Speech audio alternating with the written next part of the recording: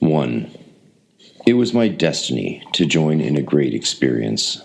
Having had the good fortune to belong to the League, I was permitted to be a participant in a unique journey. What wonder it had at the time. How radiant and comet-like it seemed, and how quickly it had been forgotten and allowed to fall into disrepute. For this reason, I have decided to attempt a short description of this fabulous journey, a journey the like of which had not been attempted since the days of Hugo and Mad Roland. Ours have been remarkable times, this period since the World War, troubled and confused, yet despite this, fertile. I do not think that I am under any illusion about the difficulties of my attempt. They are very great, and are not only of a subjective nature, although these alone would be considerable. For not only do I no longer possess the tokens, mementos, documents, and diaries relating to the journey, but in the difficult years of misfortune, sickness, and deep affliction which have elapsed since then, a large number of my recollections have also vanished. As a result of the buffets of fate, and because of the continual discouragement, my memory, as well as my confidence in these earlier vivid recollections, have become impaired. But apart from these purely personal notes, I am handicapped because of my former vow to the League. For although this vow permits unrestricted communication of my personal experiences, it forbids any disclosures about the League itself. And even though the League seems to have had no visible existence for a long time, and I have not seen any of its members again, no allurement or threat in the world would induce me to break my vow. On the contrary, if today or tomorrow I had to appear before a court-martial, and was given the option of dying or divulging the secret of the League, I would joyously seal my vow to the League with death. It can be noted here that since the travel diary of King Kaiserling, several books have appeared in which the authors, partly unconsciously, but also partly deliberately, have given the impression that they are brothers of the League and had even taken part in the journey to the East. Incidentally, even, the adventurous travel accounts of Ossendowski come under this justifiable suspicion. But they have all nothing to do with the League and our journey to the East, or at any rate no more than ministers of small sanctimonious sect have to do with the Savior, the Apostles, and the Holy Ghost to whom they refer for special favor and membership. Even if Count Kaiserling really sailed around the world with ease, and if Ossendowski actually traversed the countries he described, yet their journeys were not remarkable, and they discovered no new territory, whereas at certain stages of our journey to the East, although the commonplace aids of modern travel, such as railways, steamers, telegraph, automobiles, airplanes, etc., were renounced, we penetrated into the heroic and magical. It was shortly after the World War, and the beliefs of the conquered nations were in an extraordinary state of unreality. There was a readiness to believe in things beyond reality, even though only a few barriers were actually overcome, and few advances made into the realm of a future psychiatry. Our journey at the time across the moon ocean to Famagusta under the leadership of Albert the Great, or say the discovery of the Butterfly Island 12 leagues beyond Zipangu, or the inspiring League ceremony at Rudiger's grave, those were deeds and experiences which were allotted once only to people of our time and zone. I see that I am already coming up against one of the greatest obstacles in my account. The heights to which our deeds arose, the spiritual plane of experience to which they belong, might be made proportionately more comprehensible to the reader if I were permitted to disclose to him the essence of the League's secret. But a great deal, perhaps everything, will remain incredible and incomprehensible. One paradox, however, must be accepted, and this is that it is necessary to continually attempt the seemingly impossible. I agree with Siddhartha, our wise friend from the East, who once said, "Words do not express thoughts very well. Everything immediately becomes a little different, a little distorted, a little foolish. and yet it also pleases me and seems right that what is of value and wisdom to one man seems nonsense to another. Even centuries ago, the members and historians of our league recognized and courageously faced up to this difficulty. One of the greatest of them gave expression to it in an immortal verse. He who travels far will often see things, far removed from what he believed was truth. When he talks about it in the fields at home, he is often accused of lying, for the obdurate people will not believe what they do not see and distinctly feel. Inexperience, I believe, will give little credence to my song. This inexperience has also created the position where, now that publicity is being given to our journey, which once roused thousands to ecstasy, it is not only forgotten, but a real taboo is imposed upon its recollection. History is rich in examples of a similar kind. The whole of world history often seems to me nothing more than a picture book which portrays humanity's most powerful and senseless desire, the desire to forget. Does not each generation, by means of suppression, concealment, and ridicule, efface what the previous generation considered most important? Have we not just had the experience that a long, horrible, monstrous war has been forgotten, gainsaid, distorted, and dismissed by all nations? And now that they have had a short respite, are not the same nations trying to recall by means of exciting war novels what they themselves caused and endured a few years ago? In the same way, the day of rediscovery will come for the deeds and sorrows of our league, which are now either forgotten or are a laughingstock in the world, and my notes should make a small contribution towards it. One of the characteristics of the journey to the East was that although the League aimed at quite definite, very lofty goals during this journey, they belong to the secret category and are therefore not communicable. Yet every single participant could have his own private goals. Indeed, he had to have them. For no one was included who did not have such private goals, and every single one of us, while appearing to share common ideals and goals and to fight under a common flag, carried his own fond childhood dream within his heart as a source of inner strength and comfort.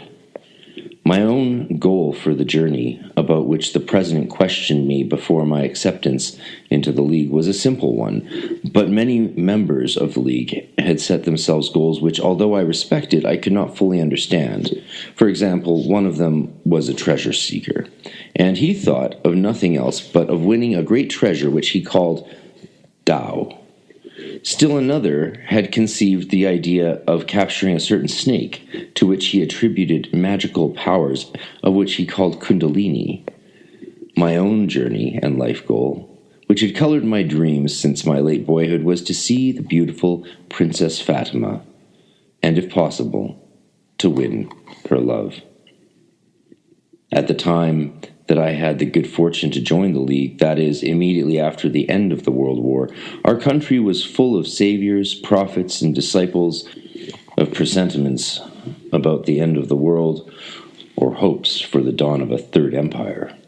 Shattered by the war, in despair as a result of deprivation and hunger, greatly disillusioned by the seeming futility of all the sacrifices in blood and goods, our people at that time were lured by many phantoms, but there were also many real spiritual advances. There were Bacchanalian dance societies and Anabaptist groups. There was one thing after another that seemed to the point what was wonderful and beyond the veil. There was also, at that time, a widespread leaning towards India, ancient Persian and other Eastern mysteries and religions. And all this gave most people the impression that our ancient league was one of the many newly blossomed cults, and that after a few years it would also be partly forgotten, despised, and decried. The faithful amongst its disciples cannot dispute this. How well do I remember the hour when, after the expiration of my probation year, I presented myself before the high throne. I was given insight to the project of the journey to the East, and after I had dedicated myself, body and soul, to this project, I was asked in a friendly way that what I personally hoped to gain from this journey into the legendary realm. Although blushing somewhat, I confessed frankly and unhesitatingly to the assembled officials that it was my heart's desire to be allowed to see Princess Fatima.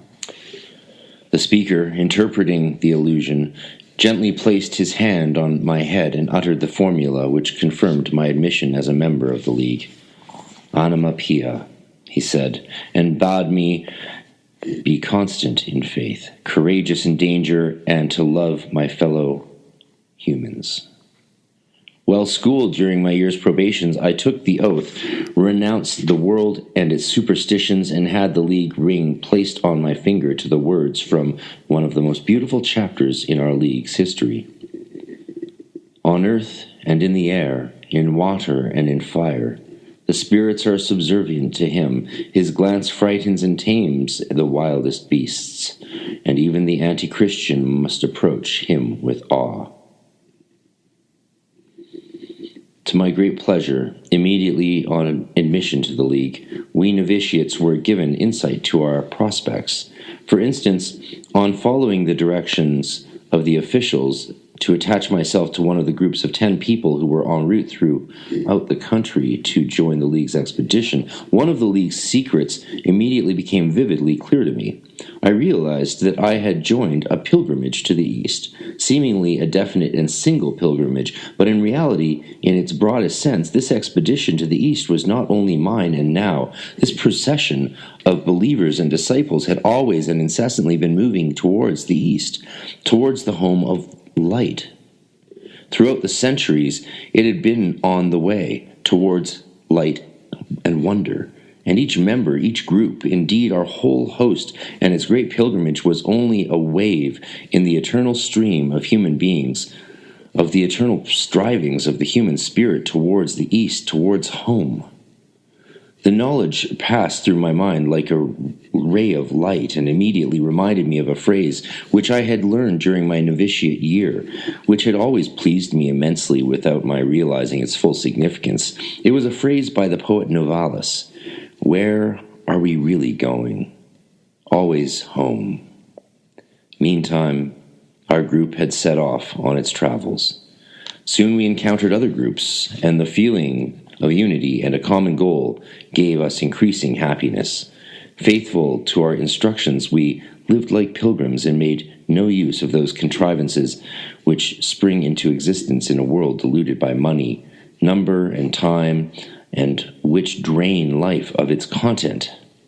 Mechanical contrivances such as railways, watches, and the like came chiefly into this category.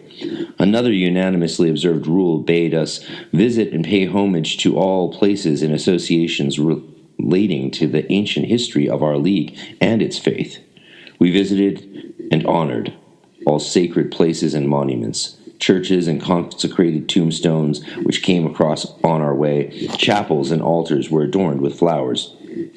Ruins were honored with songs or silent contemplation.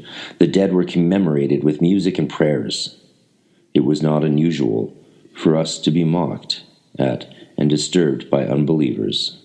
But it also happened often enough that priests blessed us and invited us to be their guests, that children enthusiastically joined us, learned our songs, and saw us depart with tears in their eyes, that an old man would show us forgotten monuments or tell us a legend about his district, that youths would walk with us part of the way and desire to join the League.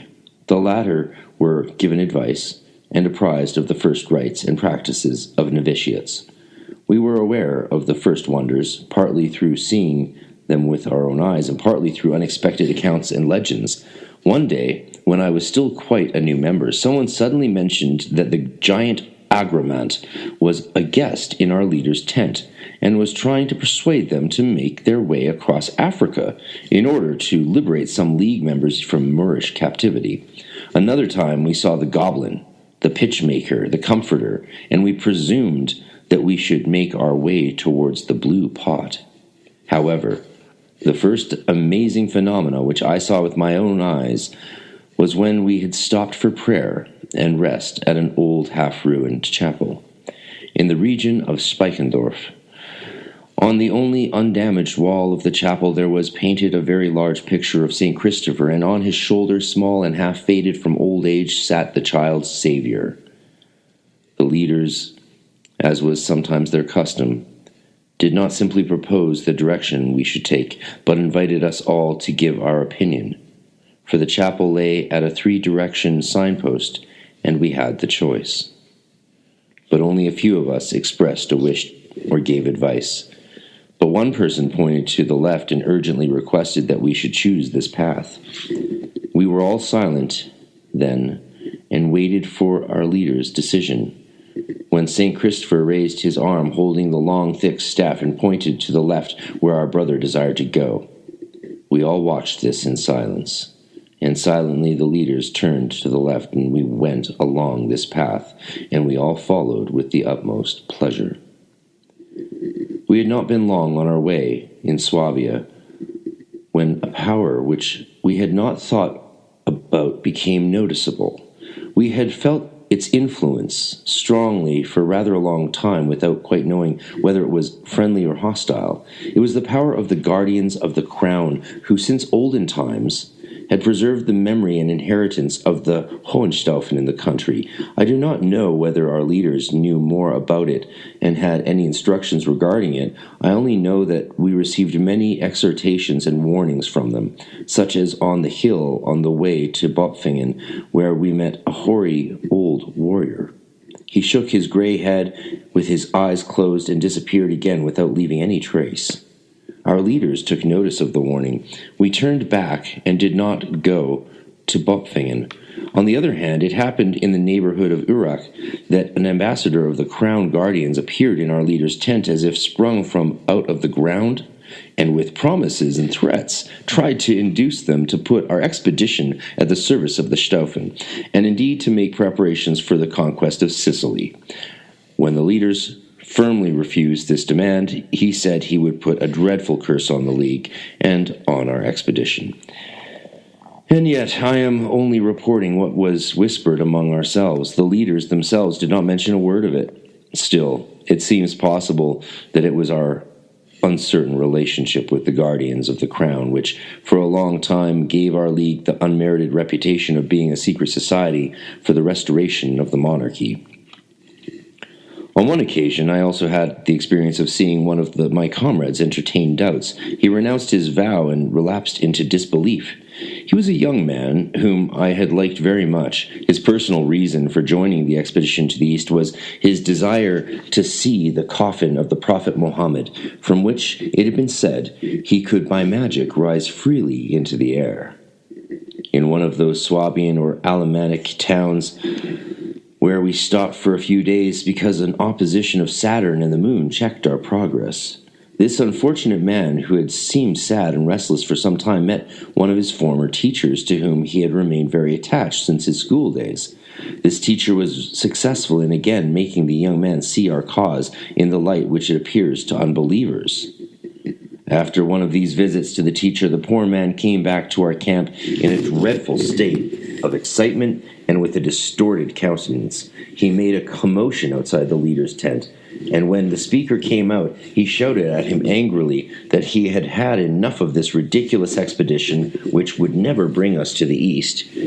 He had had enough of the journey being interrupted for days because of stupid astrological considerations. He was more than tired of idleness, of childish wanderings, of floral ceremonies, of attaching importance to magic, of the intermingling of life and poetry. He would throw the ring at the leader's feet, take his leave, and return by the trusty railway to his home and his useful work. It was an ugly and lamentable sight. We were filled with shame, and yet at the same time pitied the misguided man. The speaker listened to him kindly, stooped with a smile for the discarded ring, and said in a quiet, cheerful voice, which must have put the blustering man to shame, "You have said goodbye to us and want to return to the railway, to common sense and useful work. You have said goodbye to the League, to the expedition to the east, goodbye to magic, to floral festivities, to poetry. You are absolved of your vow. Also from the vow of silence? Cried the deserter. Yes, also from the vow of silence, answered the speaker. Remember, you vowed to keep silent about the secret of the League to unbelievers. As we see you have forgotten the secret, you will not be able to pass it on to anyone. I have forgotten something? I have forgotten nothing, cried the young man, but became uncertain, and as the speaker turned his back on him and withdrew to the tent, he suddenly ran quickly away. We were sorry, but the days were crammed so full with events that I quickly forgot him. But it happened some time later, when none of us thought about him any more, that we heard the inhabitants of several villages and towns through which we passed talk about this same youth. A young man had been there, and they described him accurately and mentioned his name, who had been looking for us everywhere. First he had said that he belonged to us, had stayed behind on the journey, and had lost his way. Then he began to weep and stated that he had been unfaithful to us and had run away, but now realized that he could no longer live outside the League. He wished to, and indeed must, find us in order to go down on his knees before the leaders and beg to be forgiven. We heard this tale, told again here, there, and everywhere. Wherever we went, the wretched man had just been there. We asked the speaker what he thought about it and what would be the outcome. I do not think that he will find us, said the speaker briefly. And he did not find us. We did not see him again. Once, when one of the leaders had drawn me into a confidential conversation, I gathered courage and asked him how things stood with this renegade brother.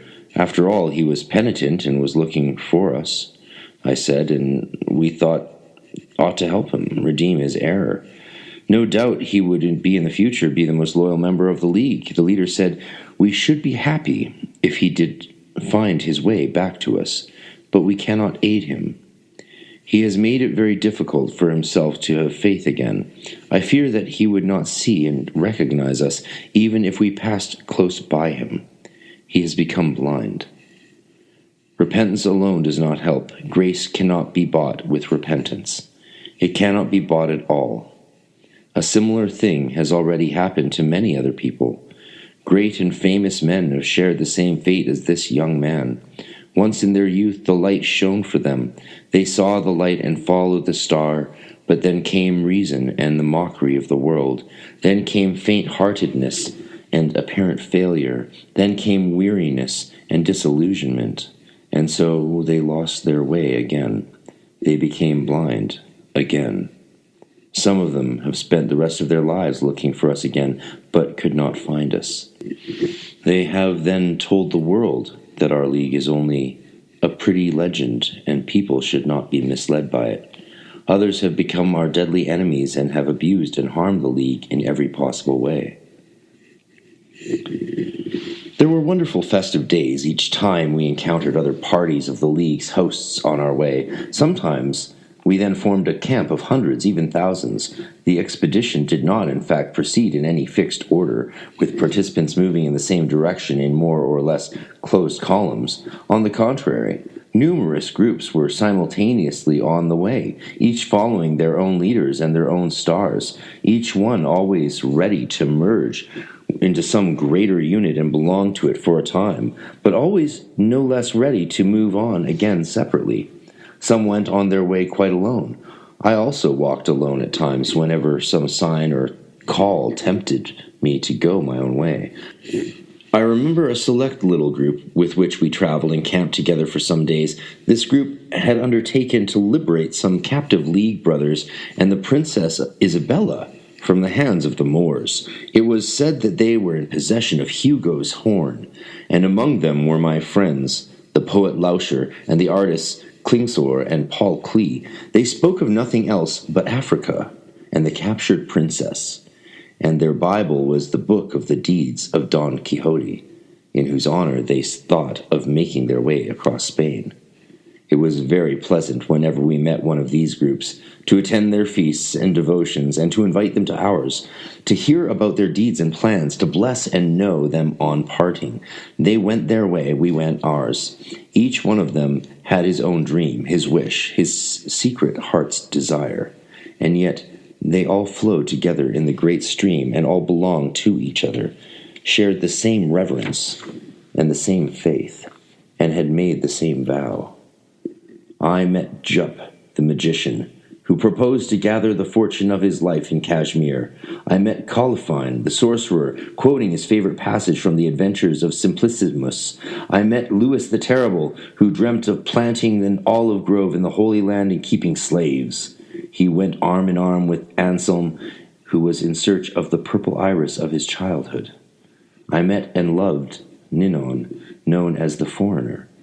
Dark eyes gleamed beneath her black hair. She was jealous of Fatima, the princess of my dreams, and yet she was probably Fatima herself without my knowing it. And as we moved on, so had once pilgrims, emperors, and crusaders moved on to liberate the Savior's grave or to study Arabian magic. Spanish knights had traveled this way, as well as German scholars, Irish monks, and French poets. I, whose calling was really only that of a violinist and storyteller, was responsible for the provision of music for our group. I then discovered how a long time devoted to small details exalts us and increases our strength. I did not only play the violin and conduct our choirs, but also collected old songs and chorals. I wrote motets and madrigals for 6 and 8 voices and practiced them, but I will not give you the details of these. I was very fond of many of my comrades and leaders, but not one of them subsequently occupied my thoughts as much as Leo. While at the time he was apparently hardly noticed, Leo was one of our servants, who were naturally volunteers as we were. He helped to carry the luggage and was often assigned to the personal service of the speaker. This unaffected man had something so pleasing, so unobtrusively winning about him that everyone loved him. He did his work gaily, usually sang or whistled as he went along, was never seen except when needed, in fact, an ideal servant. Furthermore, all animals were attached to him. We nearly always had some dog or other with us, which joined us on account of Leo. He could tame birds and attract butterflies to him. It was his desire for Solomon's key, which would enable him to understand the language of the birds, that had drawn him to the east. This servant Leo worked in a very simple and natural manner, friendly in an unassuming way, alongside with many forms of our league, which, without doing harm to the value and sincerity of the league, had within them something exalting, something singular, solemn, or fantastic. What makes my account particularly difficult is the great disparity in my individual recollections. I have already said that sometimes we marched along only as a small group. Sometimes we formed a troop or even an army. But sometimes I remained in a district with only a few friends, or even quite alone, without tents, without leaders, and without a speaker. My tale becomes even more difficult because we not only wandered through space, but also through time. We moved towards the east, but we also traveled into the Middle Ages and the Golden Age. We roamed through Italy or Switzerland, but at times we also spent the night in the 10th century and dwelt with the patriarchs or the fairies. During the times I remained alone, I often found again places and people of my own past. I wandered with my former betrothed along the edges of the forest of the Upper Rhine, caroused with friends of my youth in Tübingen, in Basel, or in Florence. Or I was a boy and went with my school friends to catch butterflies or to watch an otter. Or my company consisted of the beloved characters of my books, Almansor and Parsifal. Witico or Goldmund rode by my side, or Sancho Panza, or we were guests at the Barmacides. When I found my way back to our group, in some valley or another, heard the league's songs and camped by the leaders' tents, it was immediately clear to me that my excursion into my childhood and my ride with Sancho belonged essentially to this journey. For our goal was not only the East, or rather the East was not only a country and something geographical, but it was the home and youth of the soul. It was everywhere and nowhere. It was the union of all times. Yet I was only aware of this for a moment, and therein lay the reason for my great happiness at that time. Later, when I had lost this happiness again, I clearly understood these connections without deriving the slightest benefit or comfort from them. When something precious or irretrievable is lost, we have the feeling of having awakened from a dream. In my case, this feeling is strangely correct, for my happiness did indeed arise from the same secret as the happiness in dreams. It arose from the freedom to experience everything imaginable simultaneously, to exchange outward and inward easily, to move time and space about like scenes in a theater. And as we League brothers traveled throughout the world without motor cars or ships, as we conquered the war-shattered world by our faith and transformed it into paradise, we creatively brought the past, the future, and the fictitious into the present moment. And again in Swabia, at Bodensee, in Switzerland, everywhere we met people who understood us, or were in some way thankful that we and our league and our journey to the east existed. Amid the tramways and banks of Zurich, we came across Noah's Ark, grounded by several old dogs, which all had the same name, and which were bravely guided across the shallow waters of a calm period by Hans C. and to Noah's descendant, to the friend of the arts. We went to Winterthur. Down into Stockland's magic closet, we were guests in the Chinese temple where the incense holders gleamed beneath the bronze maja, and the Black King played the flute sweetly to the vibrating tone of the temple gong. And at the foot of the Sun Mountains we came across Sun, Mali, the colony of the King of Siam, where amongst the stones and brazen Buddhas we offered up our libations and incense as grateful guests. One of those beautiful experiences was the League's celebration at Bremgarten. The magic circle surrounded us closely there. Received by Max and Tilly, the lords of the castle, we heard Othmar play Mozart on the grand piano in the lofty hall. We found the grounds occupied by parrots and other talking birds. We heard the fairy Armida sing at the fountain, with blown locks, with heavy head of the astrologer Longus, nodded by the side of the beloved countenance of Henry Ofterdingen. In the garden the peacocks screeched, and Louis conversed in Spanish with Puss in Boots, while Hans Resum, shaken after his peeps into the masked game of life, vowed he would go on a pilgrimage to the grave of Charles the Great. It was one of the triumphant periods of our journey. We had brought the magic wave with us. It cleansed everything. The native paid homage on his knees to beauty. The lord of the castle produced a poem which dealt with our evening activities. The animals from the forest lurked close to the castle walls, and the river, the gleaming fish, moved in lively swarms and were fed with cakes and wine. The best of these experiences really worth relating are those which reflect the spirit of it. My description of them seems poor and perhaps foolish, but everyone who participated in and celebrated the days at Bremgarten would confirm every single detail and supplement them with hundreds which are more beautiful.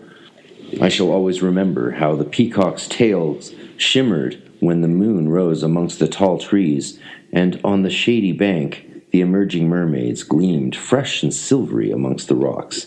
How Don Quixote stood alone under the chestnut tree by the fountain and held his first night watch while the last Roman candles of the firework display fell so softly over the castle's turrets in the moonlight.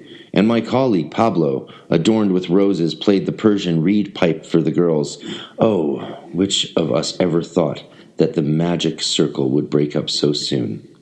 That almost all of us, and also I, even I, should again lose myself in the soundless deserts of mapped-out reality, just like officials and shop assistants who, after a party or a Sunday outing, adapt themselves again to everyday business life.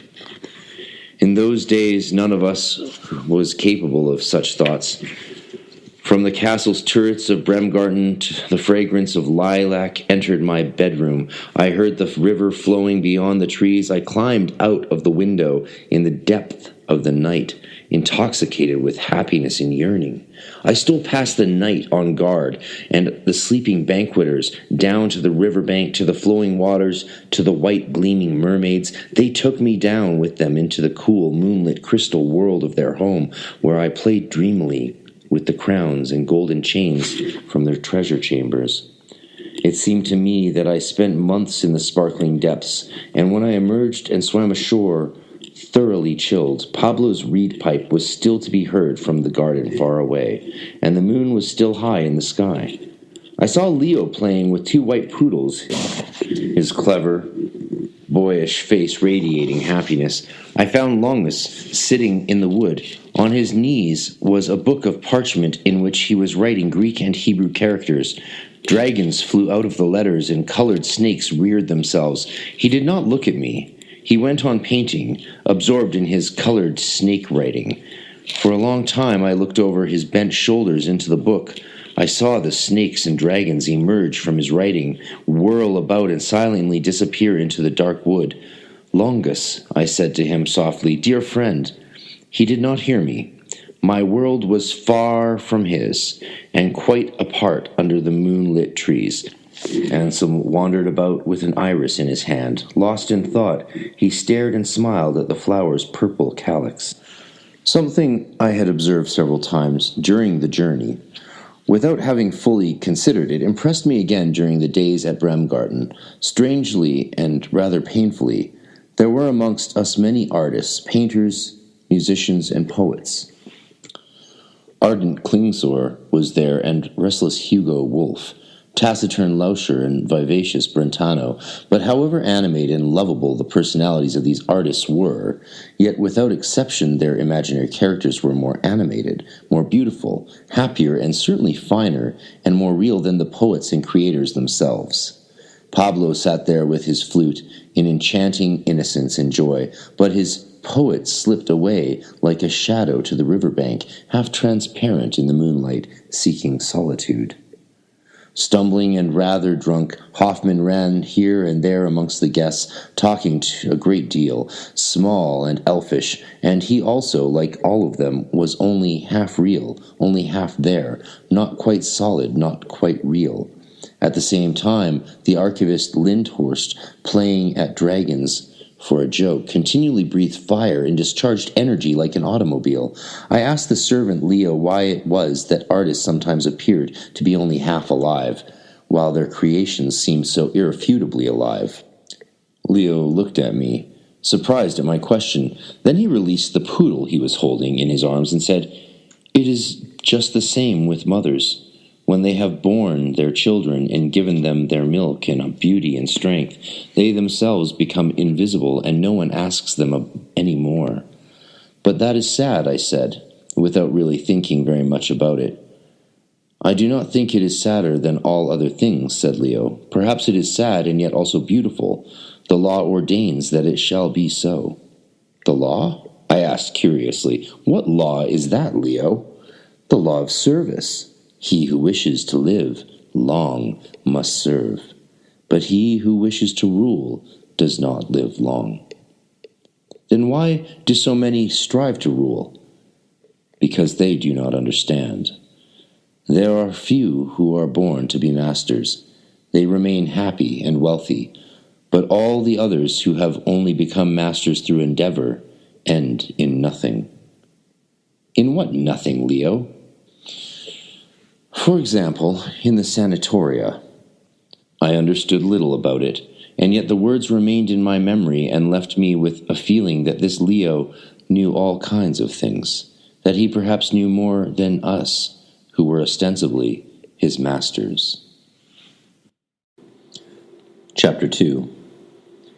Each participant in this unforgettable journey had his own ideas as to what made our faithful Leo suddenly decide to leave us in the middle of the dangerous gorge of Morbio Inferiore. It was only very much later that I began in some measure to suspect and review the circumstances and deeper significance of this occurrence. It also seemed that this apparently incidental but in reality extremely important event, the disappearance of Leo, was in no way an accident, but a link in that great chain of events through which the eternal enemy sought to bring disaster to our undertaking. On that cool autumn morning, when it was discovered that our servant Leo was missing and that all search for him remained fruitless, I was certainly not the only one who for the first time had a feeling of impending disaster and menacing destiny. However, for the moment, this was the position. After we had boldly crossed half Europe and a portion of the Middle Ages, we camped in a very narrow, rocky valley, a wild mountain gorge on the Italian border, and looked for the inexplicably missing Leo.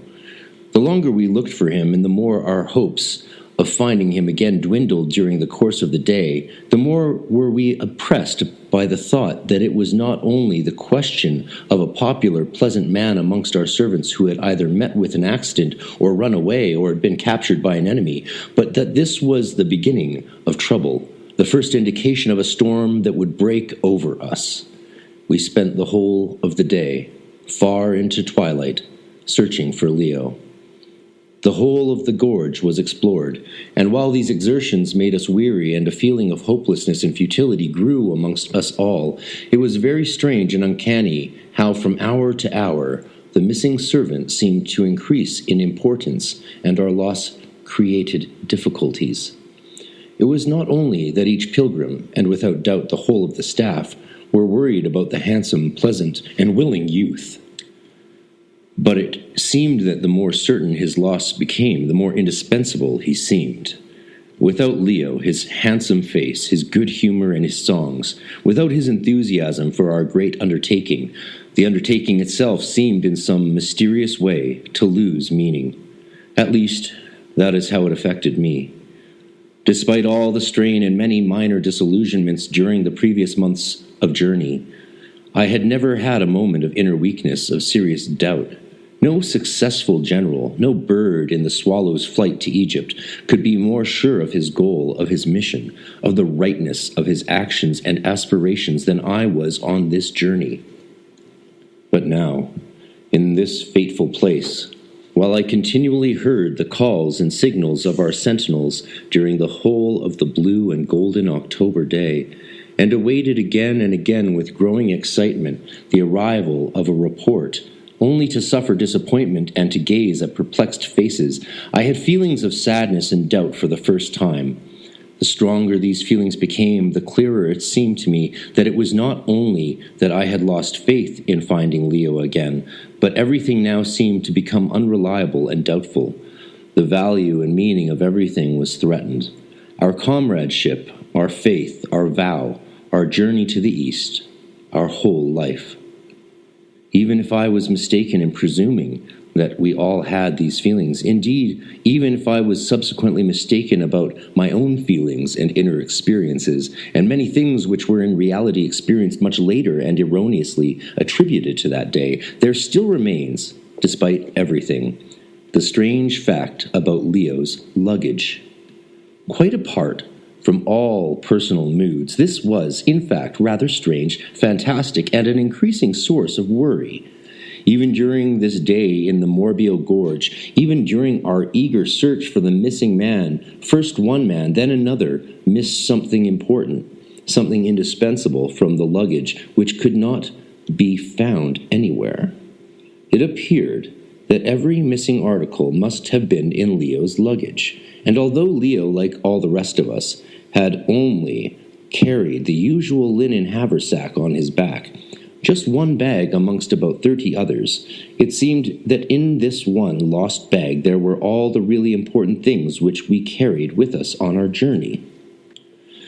And although it is a well-known human weakness that a thing, at the time we miss it, has an exaggerated value and seems less dispensable than the things we have, and although the loss of many of the articles which troubled us so much in the Morbiel Gorge did in fact turn up later again, or finally did not prove so indispensable, yet, despite all this, it is unfortunately true that we did, at that time, with quite justifiable alarm, confirm the loss of a whole series of extremely important things.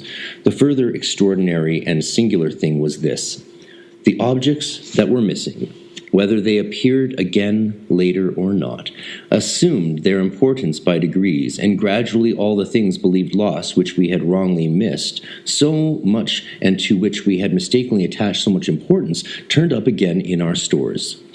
In order to express here quite clearly what was true yet altogether inexplicable, it must be said that during the course of our further journey, tools, valuables, cards, and documents which were all lost seemed, to our shame, to be indispensable. Quite frankly, it seemed as if each one of us stretched his entire imagination to persuade himself of terrible, irreplaceable losses, as if each one endeavored to conceive as lost that which was most important to him, and to mourn over it. With one it was the passports, with another the maps, with another it was the letter of credit to the Caliph. It was this thing with one, that thing with another. And although in the end it was clear that one article after the other which was believed lost was either not lost at all or was unimportant or dispensable, there did remain one single thing that was really valuable, an inestimable, important, absolutely fundamental and indispensable document that was really indisputably lost. But now, opinions were ineffectually exchanged as to whether this document, which had disappeared with the servant Leo, had really been in our luggage. There was complete agreement about the great value of this document and that its loss was irreplaceable, and yet how few of us, amongst them myself, could declare with certainty that this document had been taken with us on the journey. One man asserted that a similar document had certainly been carried in Leo's linen bag. This was not the original document at all, but naturally only a copy. Others declared that it had never been intended to take either the document itself or a copy on the journey, as this would have made a mockery of the whole meaning of our journey. This led to heated arguments and further demonstrated that there were various completely conflicting opinions about the whereabouts of the original. It was immaterial whether we only had the copy and whether we had lost it or not. The document, it was declared, was deposited with the government in Kaifehouse. No, said another, it lies buried in the urn which contains the ashes of our deceased master. Nonsense, said still another. The League document was drawn up by the master and in the original characters known only to himself, and it was burned with the master's corpse at his behest. Inquiries regarding the original document were meaningless, because after the master's death it was not possible for anyone to read it. But it was certainly necessary to ascertain where the 4, some said 6, translations of the original document were, which were made during the master's lifetime under his supervision. It was said that Chinese, Greek, Hebrew, and Latin translations existed, and they were deposited in the 4 old capitals. Many other opinions and views were expressed. Many clung obstinately to them. Others were convinced first by one, then by another opposing argument, and then soon changed their minds again. In brief, from that time, certainty and unity no longer existed in our community, although the great idea still kept us together.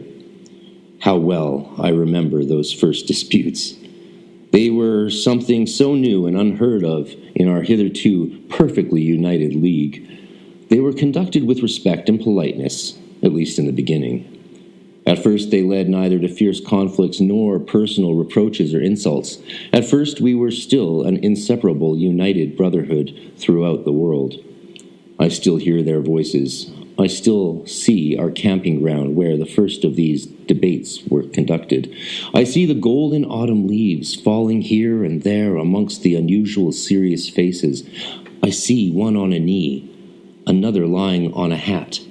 I listened, feeling more and more distressed and fearful, but amidst all the exchange of opinions I was inwardly quite sure of my belief, sadly sure, namely that the original, genuine document had been in Leo's bag, and that it had disappeared and was lost with him.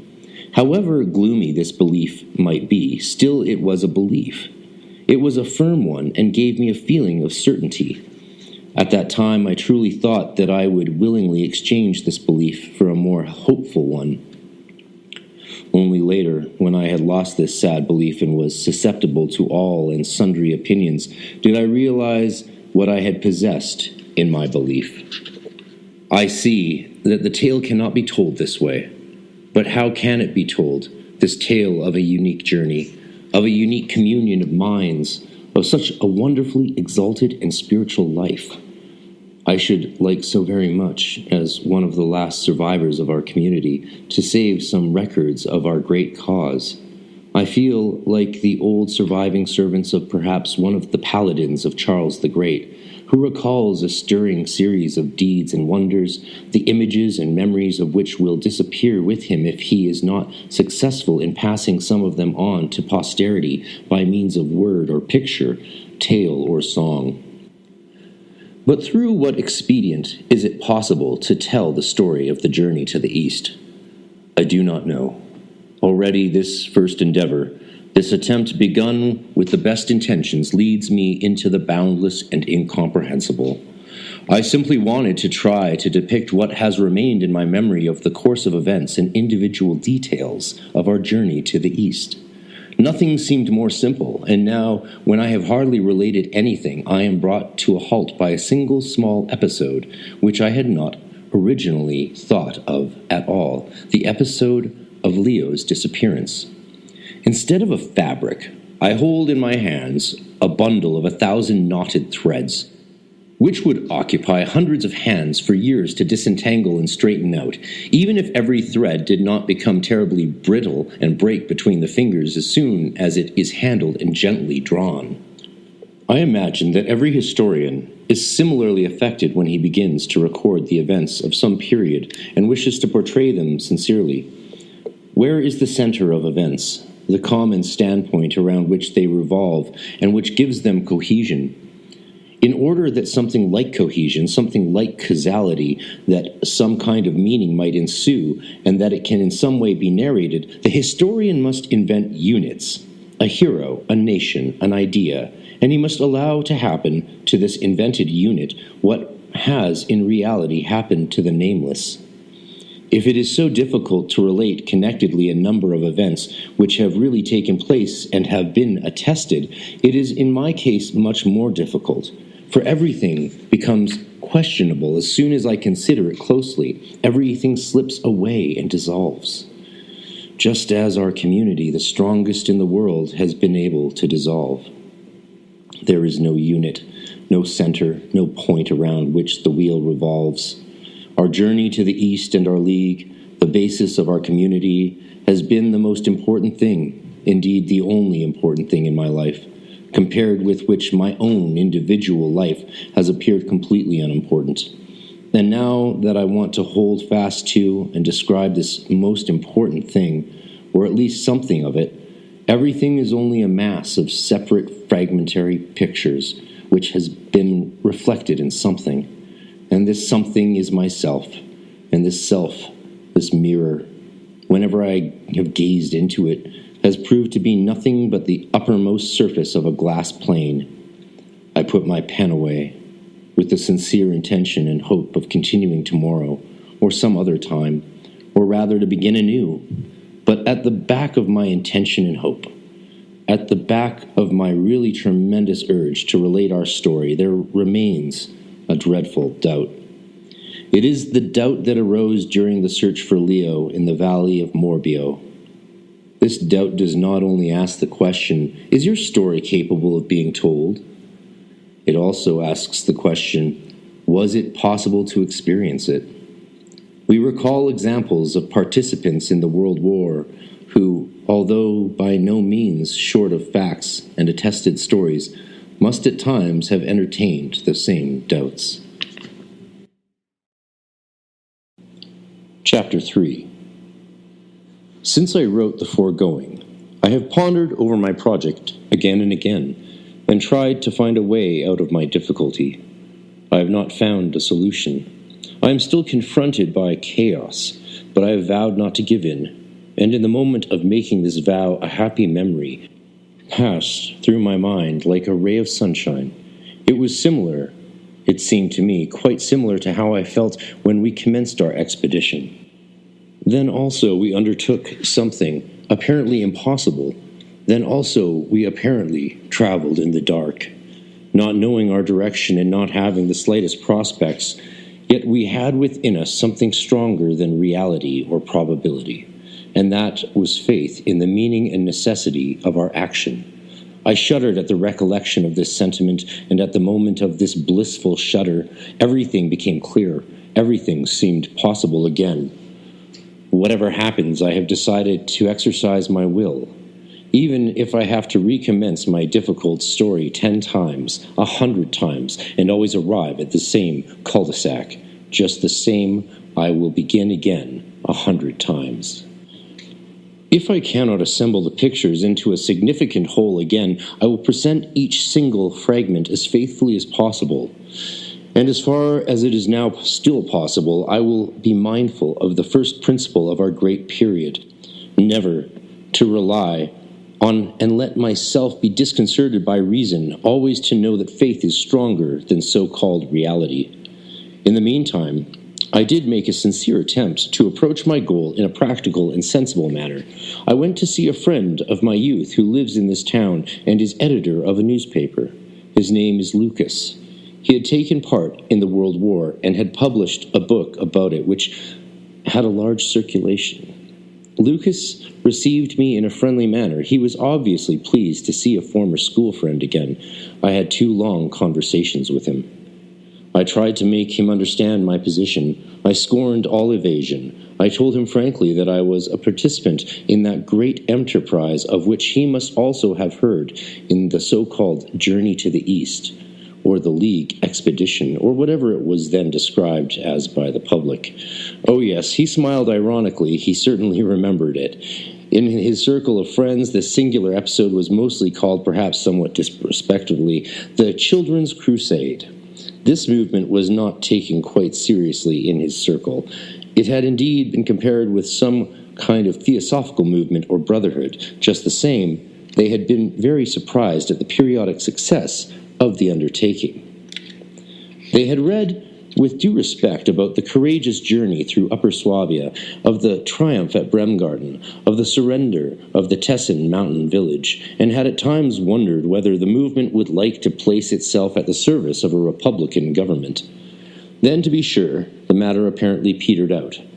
Several of the former leaders left the movement. Indeed, in some way they seemed to be ashamed of it and no longer wished to remember it. News about it came through very sparingly, and it was always strangely contradictory.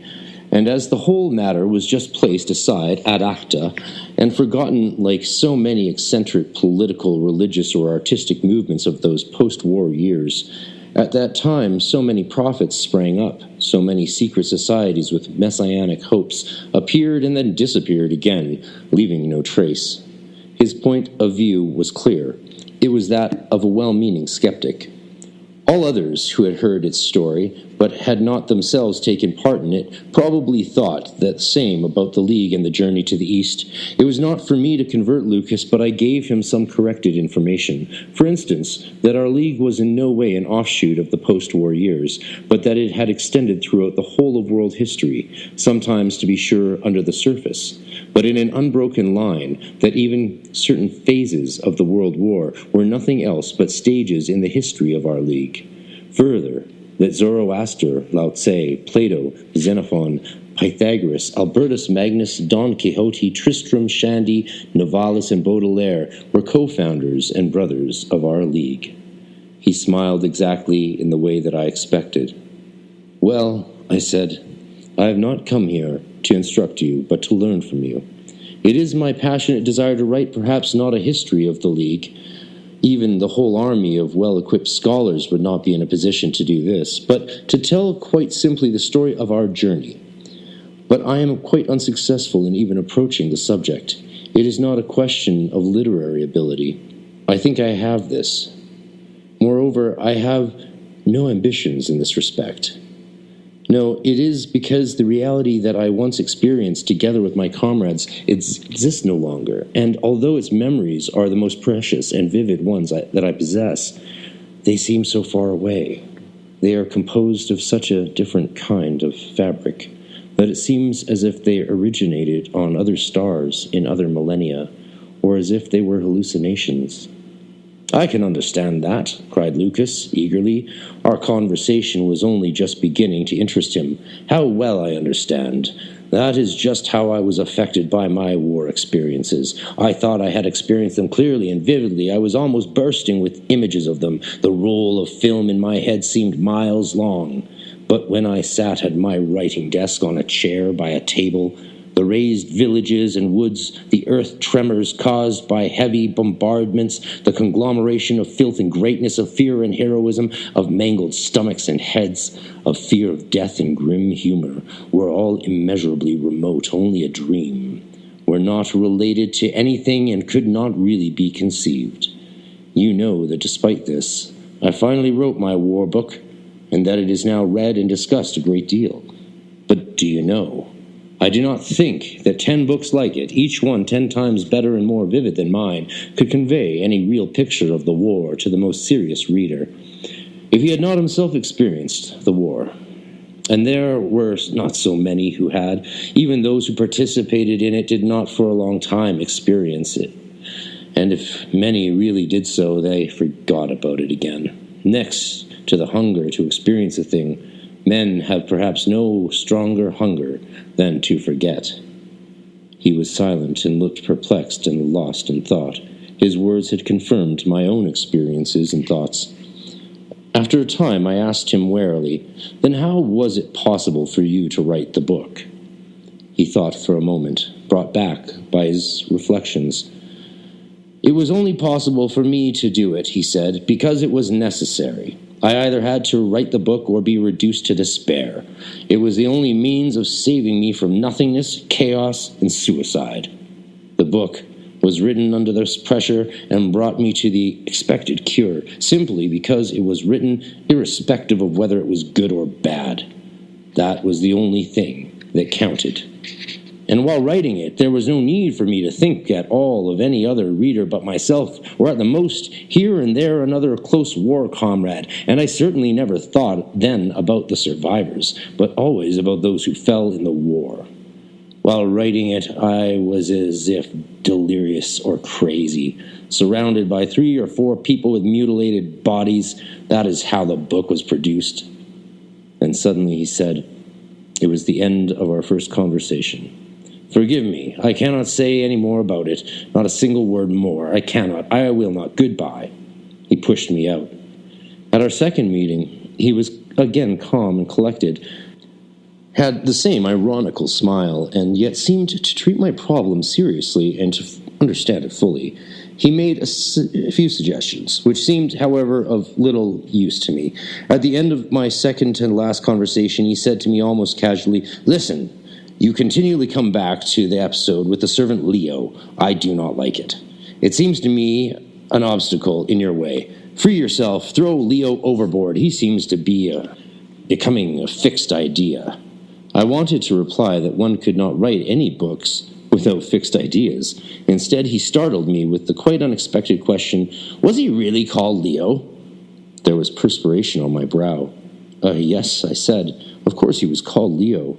"Was that his Christian name?" I stammered. "No, his Christian name was I don't know it anymore. I've forgotten it. Leo was his surname. That was what everyone called him." While I was still speaking, Lucas had seized a thick book from his writing desk and was turning over the leaves. With amazing speed, he found and put his finger on a place on an open page in the book.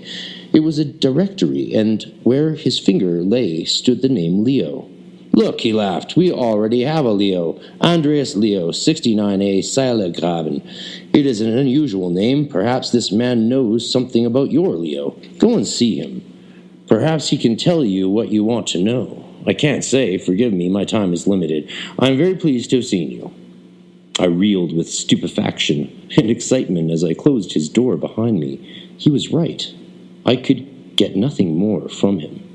On the very same day, I went to Seilergraben, looked for his house, and inquired about Mr. Andreas Leo. He lived in a room on the 3rd floor. He was sometimes at home on Sundays and in the evenings. During the day, he went to work. I inquired about his occupation, He did this, that, and the other, they said. He could do manicures, chiropody, and massage. He also made ointments and herbal cures. In bad times, when there was little to do, he sometimes also occupied himself by training and trimming dogs. I went away and decided it was better not to visit this man, or at any rate not to tell him of my intentions. Nevertheless, I was very curious to see him. Therefore, I watched the house during the next few days, during my frequent walks, and I shall also go there today, for up till now I have not been successful in meeting Andreas Leo face to face. Oh, the whole business is driving me to despair, and yet it makes me happy, or rather excited and eager. It gives importance to myself and my life again, and that had been very much lacking. It is possible that the practitioners and psychologists who attribute all human action to egotistic desires are right. I cannot indeed see that a man who serves a cause all his life, who neglects his pleasures and well-being, and sacrifices himself for anything at all, really acts in the same way as a man who traffics in slaves or deals in munitions and squanders the proceeds on a life of pleasure. But no doubt I should immediately get the worst of it and be beaten in an argument with such a psychologist, for psychologists are, of course, people who always win. As far as I am concerned, they may be right. Then everything else that I have considered good and fine, and for which I have made sacrifices, has only been my egoistic desires. Indeed, every day I see my egoism more clearly in my plan to write some kind of history of the journey to the East. At the beginning, it seemed to me I was undertaking a laborious task in the name of a noble cause, but I see more and more that in the description of my journey I am only aiming at the same thing as Mr. Lucas with his war book, namely, at saving my life by giving it meaning again. If I could only see the way, if I could only make one step forward. "Throw Leo overboard. Free yourself from Leo," Lucas said to me. I could just as much throw my head or my stomach overboard to get rid of them. Dear God, help me a little. Chapter 4. Now everything seems different again, and I do not yet know whether it has helped me in my problem or not. But I have had an experience. Something has happened to me which I never expected, or no, did I not really expect it? Did I not anticipate it, hope for, and really fear it? Yes, I did. Yet it remains strange and improbable enough. I went to Seilegraben frequently, 20 times or more, at what I thought were favorable times, and often wandered past number 69A, always with the thought, I shall try once more. And if there is nothing in it, I shall not come again. Yet I went again and again, and the day before yesterday my wish was fulfilled. Oh, and what a fulfillment it was. As I approached the house, of which I now knew every crack and fissure in its gray-green plaster, I heard the tune whistled of a little song or dance, a popular tune, coming from the upper window. I did not know anything yet, but I listened. The tune stirred my memory, and some dormant recollections came to the fore. The music was banal, but the whistling was wonderfully sweet, with soft and pleasing notes unusually pure, as happy and as natural as the song of birds. I stood and listened enchanted, and at the same time strangely moved, without, however, having any kind of accompanying thoughts. Or if I did, it was perhaps that it must be a very happy and amiable man who could whistle like that. For several minutes I stood there rooted to the spot and listened. An old man with a sick, sunken face went by. He saw me standing and listened too, just for a moment, then smiled at me with understanding as he went on. His beautiful, far-seeing old man's look seemed to say, "You stay there. One does not hear whistling like that every day." The old man's glance cheered me. I was sorry when he went past. And at the same moment, however, I immediately realized that this whistling was the fulfillment of all my wishes, that the whistler must be Leo. It was growing dark, but there was still no light in any window. The tune with its simple variations was finished. There was silence. He will now make a light up there, I thought, but everything remained in darkness. Then I heard a door being opened upstairs, and soon I also heard footsteps on the stairs. The door of the house was opened, and someone came out, and his walk was like his whistling, light and jolly, but steady, healthy, and youthful. It was a very slim, hatless man, not very tall, who walked there, and now my feeling was changed to certainty. It was Leo. Not only the Leo from the directory, it was Leo himself, our dear traveling companion and servant Leo, whose disappearance 10 or more years ago had brought us so much sadness and confusion. I nearly addressed him in the moment of my initial joy and surprise. Then I only just remembered that I had also often heard him whistling during the journey to the east. They were the same strains of previous times, and yet how strangely different they sounded to me. A feeling of sadness came over me like a stab in the heart. Oh, how different everything had become since then. The sky, the air, the seasons, dreams, sleep, day and night. How greatly and terribly everything had changed for me when, through memory of the past alone, a whistle and the rhythm of a known step could affect me so deeply and give me so much pleasure and pain. The man went close by me, his bare head, supple and serene on his bare neck, appeared above his blue open-necked shirt. The figure moved easily and gaily along the darkening lane, hardly audible in thin sandals or gym shoes. I followed him without any particular intention. How could I help but follow him? He walked down the lane, and although his step was light, effortless, and youthful, it was also in keeping with the evening. It was of the same quality as the twilight. It was friendly and at one with the hour, with the subdued sounds from the center of the town, with the half-light of the first lamps, which were just beginning to appear. He turned into the small park at St. Paul's Gate, disappeared amongst the tall round bushes, and I hurried so that I should not lose him. There he was again. He was sauntering slowly alongside the lilac bushes and the acacia. The path divided into two through the little wood. There were a couple of benches at the edge of the sward. Here under the trees it was already dark. Leo went past the first bench. A pair of lovers were sitting on it. The next bench was empty. He sat down, leaned against the bench, pressed his head back, and for a time looked up at the foliage and the clouds. Then he took a small round white metal box out of his coat pocket, put it by his side on the bench, unscrewed the lid, and slowly began to take something out of the box, which he put into his mouth and ate with enjoyment. Meantime, I walked to and from the entrance to the wood. I then went up to his bench and sat down at the other end. He looked up, gazed at me with clear gray eyes, and went on eating. He was eating dried fruits, a few prunes and half apricots. He took them one after the other between two fingers, pressed and fingered each one a little, put them in his mouth, and chewed them for a long time with enjoyment. It took a long time before he came to the last one and ate it. He then closed the box again and put it away, leaned back and stretched out his legs. I now saw that his cloth shoes had soles of plaited rope. "It will rain tonight," he said suddenly. I knew not whether to me or to himself. "Yes, it looks like it," I said, somewhat embarrassed, for as he had not yet recognized my figure and walk, it was possible, and I was almost certain that he would now recognize me by my voice. But no, he did not recognize me at all, not even by my voice, and although that had been my first wish, it nevertheless gave me a feeling of great disappointment. He did not recognize me, while he had remained the same after 10 years, and had apparently not aged at all. It was quite different with me, sadly different. "You whistle very well," I said. "I heard you earlier on in Silacaben. It gave me very much pleasure. I used to be a musician." "Oh, were you?" he said, in a friendly manner. "It's a great profession. Have you given it up?" "Yes," I said, "for the time being. I have even sold my violin." "Have you? What a pity. Are you in difficulties? That is to say, are you hungry?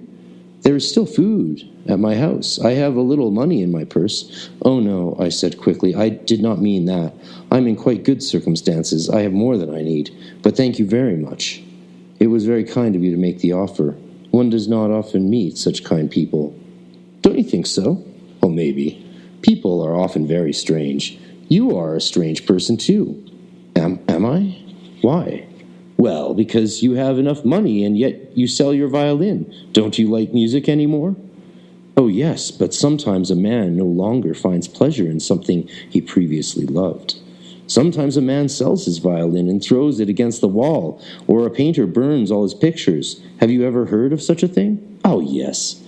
That comes from despair. It does happen. I even knew 2 people who committed suicide.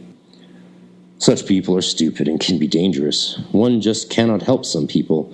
But what do you do now that you no longer have your violin?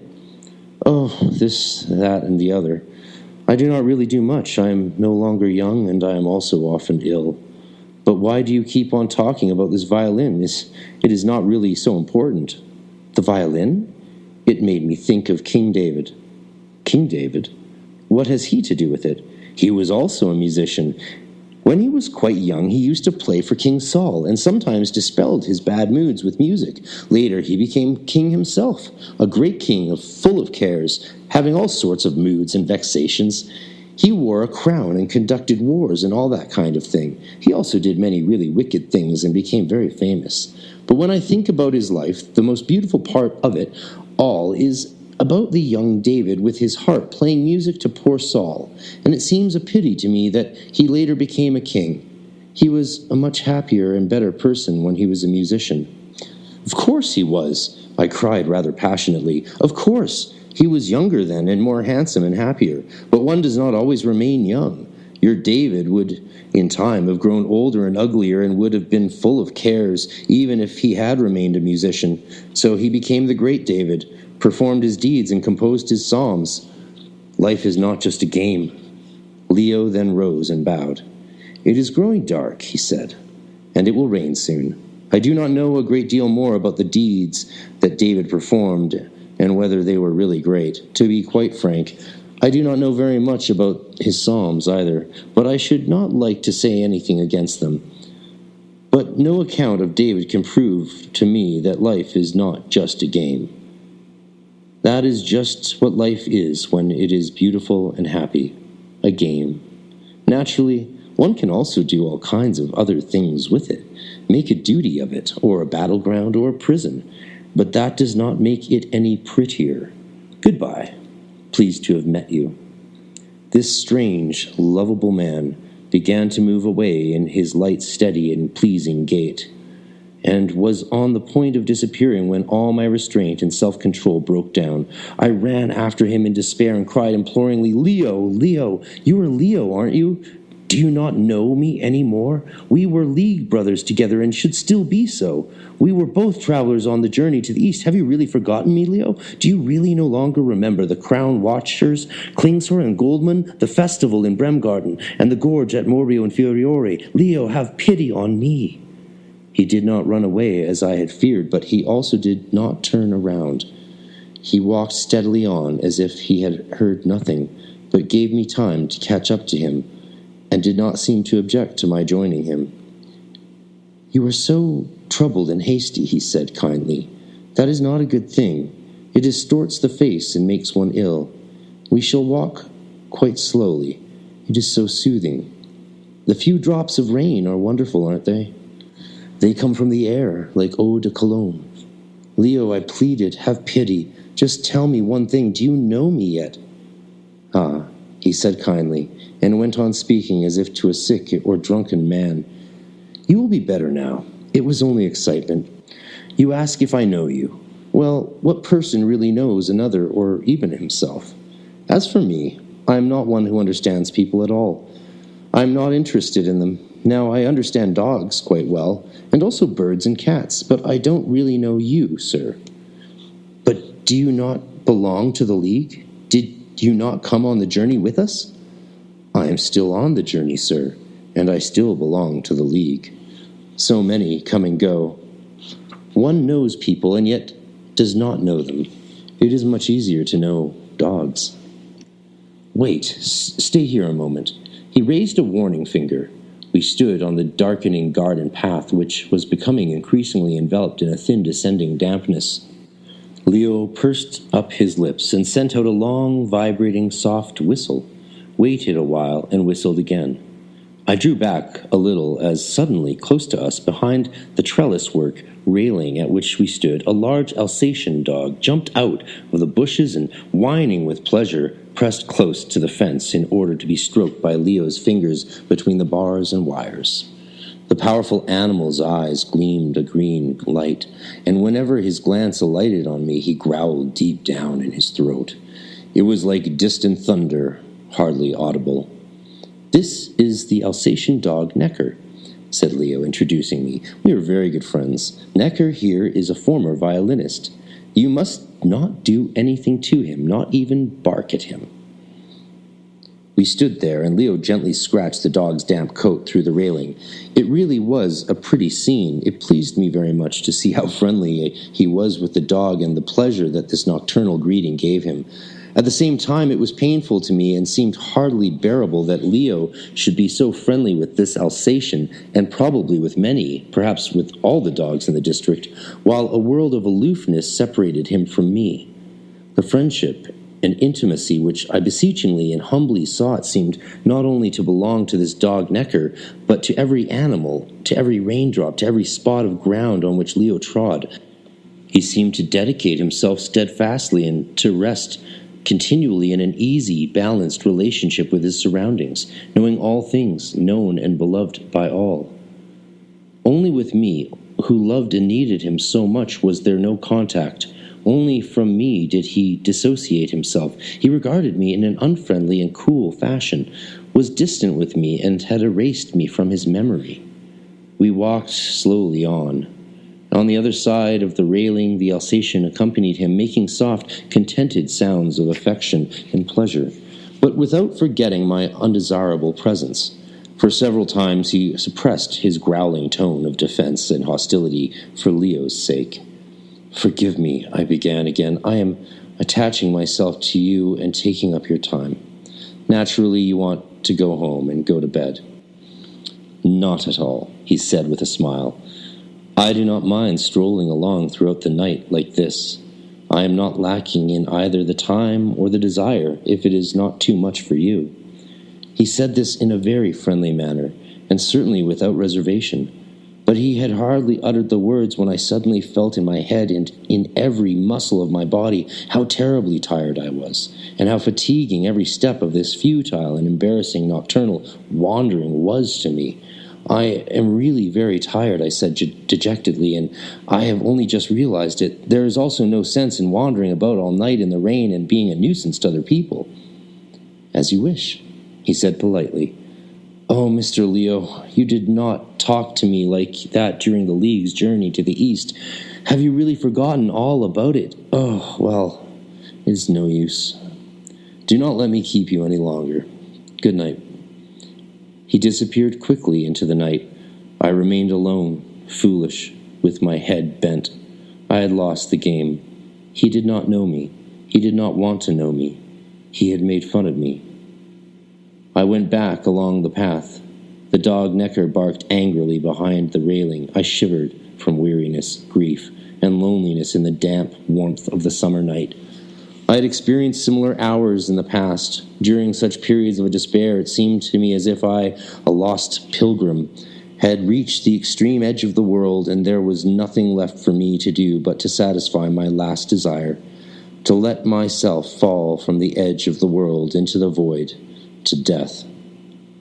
In the course of time, this despair returned many times. The compelling suicidal impulse, however, had been diverted and had almost vanished. Death was no longer nothingness, a void, negation. It had also become many other things to me. I now accepted the hours of despair as one accepts acute physical pain. One endures it complainingly or defiantly. One feels it swell and increase, and sometimes there is a raging or mocking curiosity as to how much further it can go, to what extent the pain can still increase. All the disgust for my disillusioned life, which, since my return from the unsuccessful journey to the East, had become increasingly worthless and spiritless, all disbelief in myself and my abilities, all envious and regretful longing for the good of great times which I had once experienced, grew like a pain within me, grew as high as a tree, like a mountain, tugged at me, and was all related to the former task that I had begun, to the account of the journey to the east in the League, it now seemed to me that even its accomplishment was no longer desirable or worthwhile. Only one hope still seemed worthwhile to me, to cleanse and redeem myself, to some extent through my work, through my service to the memory of that great time, to bring myself once again into contact with the League and its experiences. When I reached home, I turned on the light, sat down at my desk in my wet clothes, my hat on my head, and wrote a letter. I wrote 10, 12, 20 pages of grievances, remorse, and entreaty to Leo. I had described my need to him, conjured up images of our common experiences and of our former mutual friends. I bewailed the endless extreme difficulties which had shattered my noble enterprise. The weariness of the moment had disappeared. Excited, I sat and wrote. Despite all difficulties, I wrote and would endure the worst possible thing rather than divulge a single secret of the League.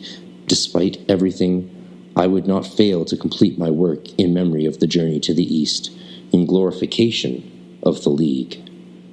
As if in a fever, I covered page after page with hastily written words. The grievances, indictments, and self-accusations tumbled from me like water from a breaking jug. Without reflection, without faith, without hope of reply, only with the desire to unburden myself. While it was yet night, I took the thick, confused letter to the nearest letterbox. Then at last it was nearly morning. I turned out the light, went to the small attic bedroom next to my living room, and went to bed. I fell asleep immediately, and slept very deeply and for a long time. Chapter 5. After awakening and dozing off again several times, I awoke the following day with a headache, but feeling rested. To my extreme astonishment, pleasure, and also embarrassment, I found Leo in the living room.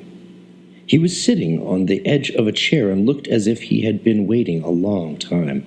"Leo," I cried, "you have come." "They have sent me for you from the League," he said. "You wrote a letter. In connection with it, I gave it to the officials. You are to appear before the high throne. Can we go?" In confusion, I hastened to put on my shoes. The desk, disarranged the previous night, still had a somewhat disturbed and disorderly appearance. For the moment, I hardly knew any more what I had written there so forcibly and full of anguish a few hours ago.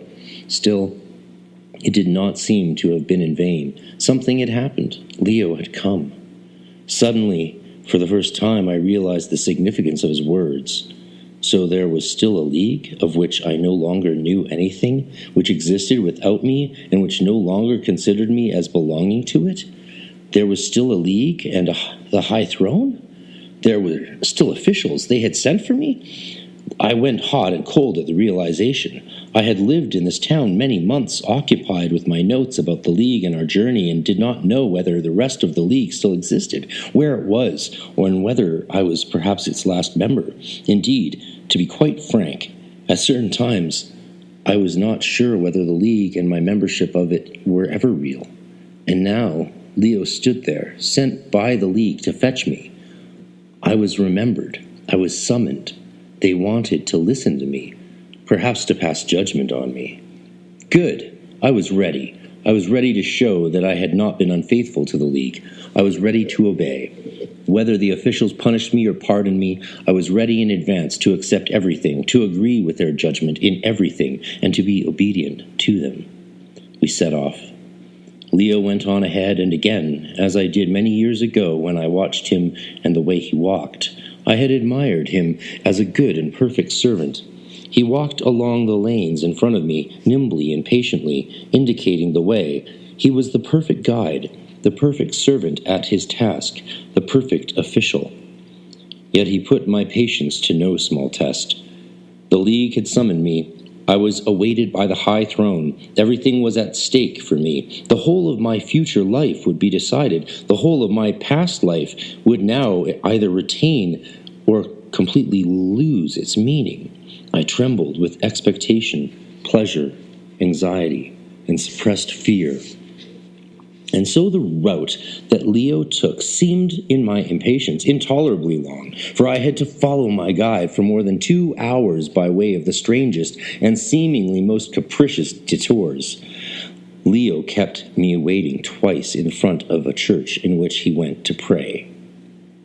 For a long time, that seemed endless to me. He remained meditating and absorbing in front of the old town hall, and told me about its foundation in the 15th century by a famous member of the League.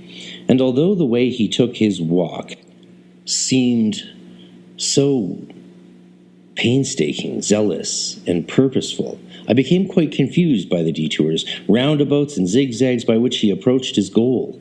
The walk, which took us all morning, could easily have been done in a quarter of an hour. At last he led me into a sleepy suburban lane and into a very large, silent building. Outside it looked like an extended council building or a museum. At first there was not a soul to be seen anywhere. Corridors and stairs were deserted and resounded at our footsteps. Leo began to search among the passages, stairs, and antechambers. Once he cautiously opened a big door, on the other side of which we saw a crowded artist's studio. In front of an easel stood the artist Klingsor, in his shirt sleeves. Oh, how many years was it since I had seen his beloved face! But I did not dare to greet him. The time was not yet ripe for that. I was expected. I had been summoned. Klingsor did not pay very much attention to us. He nodded to Leo. Either he did not see me or did not recognize me, and silently indicated to us in a friendly but decisive way to go out, not tolerating any interruption of his work. Finally, at the top of the immense building, we arrived at a garret story, which smelled of paper and cardboard, and all along the walls for many hundreds of yards protruded cupboard doors, backs of books, and bundles of documents, a gigantic archive, a vast chancery. Nobody took any notice of us. Everyone was silently occupied.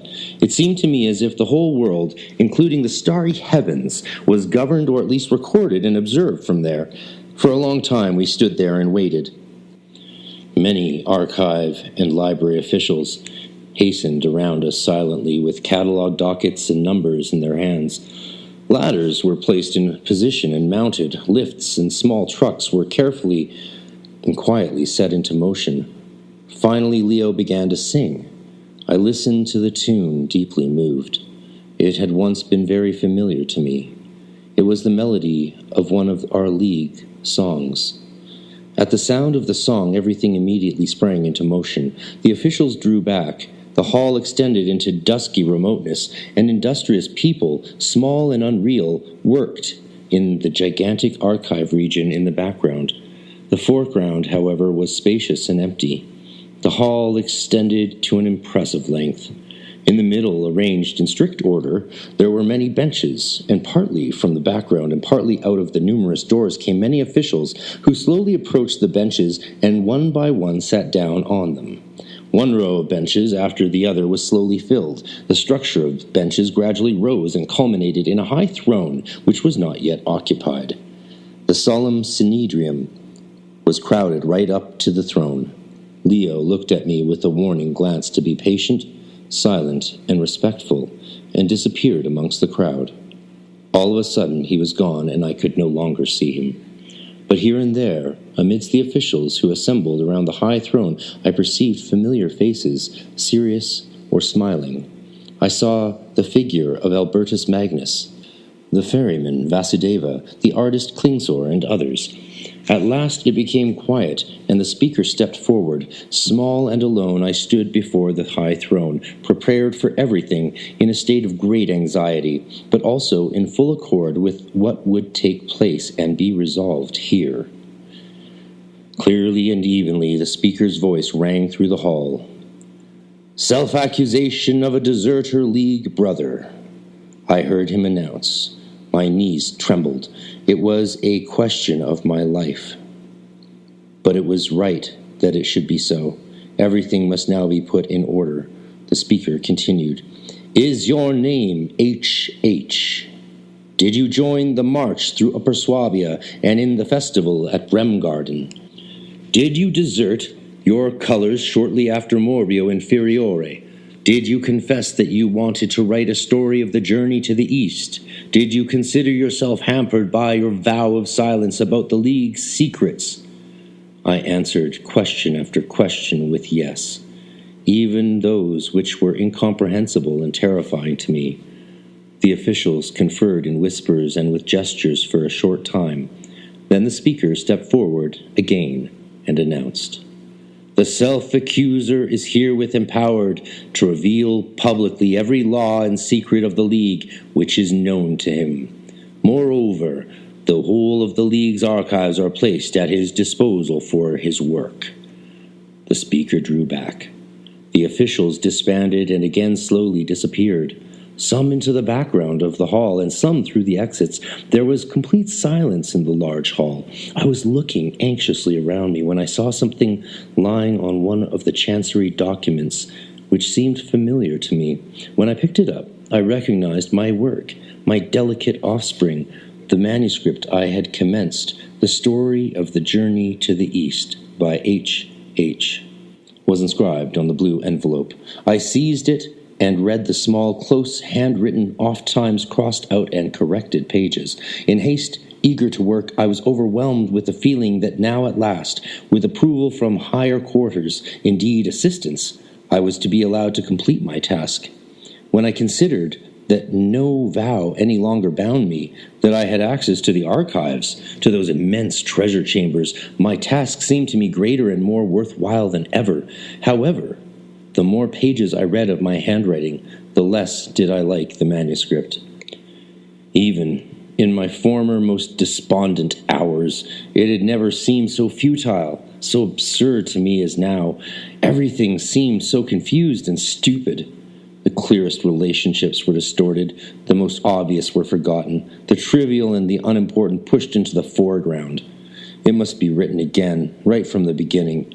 As I continued reading the manuscript, I had to cross out sentence after sentence, and as I crossed them out, they crumbled up on the paper, and the clear, sloping letters separated into assorted fragments, into strokes and points, into circles, small flowers and stars, and the pages were covered like carpets with graceful, meaningless, ornamental designs. Soon there was nothing more left of my text, and on the other hand, there was much unused paper left for my work. I pulled myself together. I tried to see things clearly. Naturally, it was not previously possible for me to present an impartial and clear account, because everything was concerned with secrets which I was forbidden to disclose on account of my vow to the League. I had tried to avoid an objective presentation of the story, and without regard to the more important relationships, aims, and purposes, I had simply restricted myself to my personal experiences. But one could see where that had led. On the other hand, there was no longer a pledge of silence and no more restrictions. I was given complete official permission, and moreover, the whole of the inexhaustible archives lay open to me. It was clear to me that even if my former work had not broken up into ornamentation, I had to begin the whole thing afresh with a new foundation and build it up again. I decided to begin with a short account of the League, its foundation and constitution. The extensive, endless, gigantic labeled catalogues on all the tables, which reached far into the distance and semi-darkness, must surely give an answer to all my questions. First of all, I decided to examine the archives at random. I had to learn how to use this tremendous machine. Naturally, I looked for the League document before anything else. League document, it stated in the catalogue. See section Chrysostomos, Group 5, verse 39-8. Right. I found the section, the group, and the verse quite easily. The archives were wonderfully arranged, and now I held the League document in my hand. I had to be prepared for the possibility that I might not be able to read it. As a matter of fact, I could not read it. It was written in Greek characters, it seemed to me, and I understood a certain amount of Greek, but for one thing it was in extremely ancient, strange writing, the characters of which, despite apparent clarity, were for the most part illegible to me, and for another thing, the text was written in dialect or in a secret symbolical language, of which I only occasionally understood a word as if from a distance, by sound and analogy. But I was not yet discouraged. Even if the document remained unreadable, its characters brought back to me vivid memories of the past. In particular, I clearly saw my friend Longus writing Greek and Hebrew characters in the garden in the evening, the characters changing into birds, dragons, and snakes in the night. Looking through the catalog, I trembled at the abundance of material that awaited me there. I came across many familiar words and many well-known names. With a start, I came across my own name, but I did not dare to consult the archives about it. Who could bear to hear the verdict of an omniscient court of law on oneself? On the other hand, I found, for example, the name of the artist Paul Klee, whose acquaintance I had made during the journey, and who was a friend of Klingser's. I looked up his number, and in the archives, I found there a small gold-plated dish on which a clover was either painted or engraved. The first thing its 3 leaves represented a small blue sailing boat, the second a fish with colored scales, and the third looked like a telegram form on which was written, "As blue as snow is Paul like Klee." Note, Klee, clover. It also gave me a melancholy pleasure to read about Klingsor, Longus, Max, and Tilly. Also, I could not resist the desire to learn something more about Leo. On Leo's catalog label was written, Cave, Archiepisc 19, Diakon D 7, Corno Amon 6, Cave. The 2 cave warnings impressed me. I could not bring myself to penetrate this secret. However, with every new attempt, I began to realize more and more what an undreamt of abundance of material, knowledge, and magic formulae these archives contained. It included, it seemed to me, the whole world. After happy or bewildering excursions into many branches of knowledge, I returned several times to the label Leo, with ever-increasing curiosity. Each time the double cave deterred me. Then, while going through another filing cabinet, I came across the word Fatima, with the notes Prink Orient 2, Noct, Mil, 983, Hort, Delic, 07. I looked for and found the place in the archives. There lay a tiny locket, which could be opened and contained a miniature portrait of a ravishingly beautiful princess, which in an instant reminded me of all the 1,001 nights, of all the tales of my youth, of all the dreams and wishes of that great period when, in order to travel to Fatima in the Orient, I had served my novitiate and had reported myself as a member of the League. The locket was wrapped in a finely spun mauve silk handkerchief, which had an immeasurably remote and sweet fragrance, reminiscent of princesses and the East.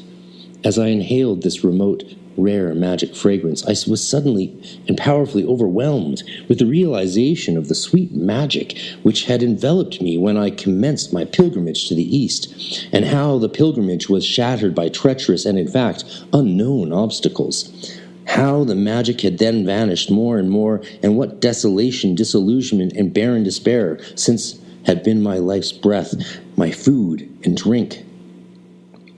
I could no longer see the kerchief or the portrait, so thick was the veil of tears which covered my eyes. Ah, now, I thought, the portrait of the Arabian princess could no longer suffice to act as a charm against the world and hell, and make me into a knight and crusader. I would now need other stronger charms.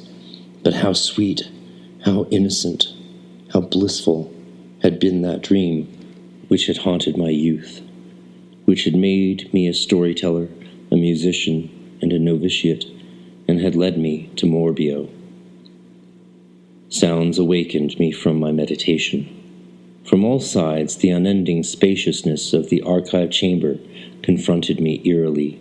A new thought, a new pain shot through me like a flash of lightning.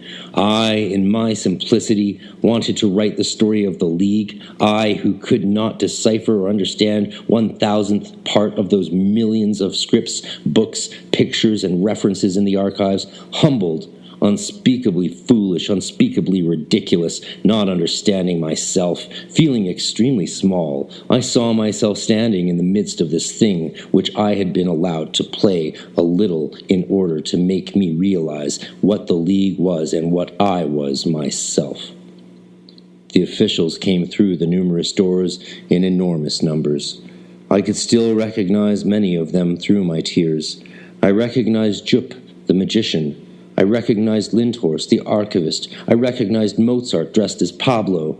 The illustrious assembly filled the many rows of seats, which became higher and narrower at the back. Over the throne which formed the top, I saw a shining golden canopy.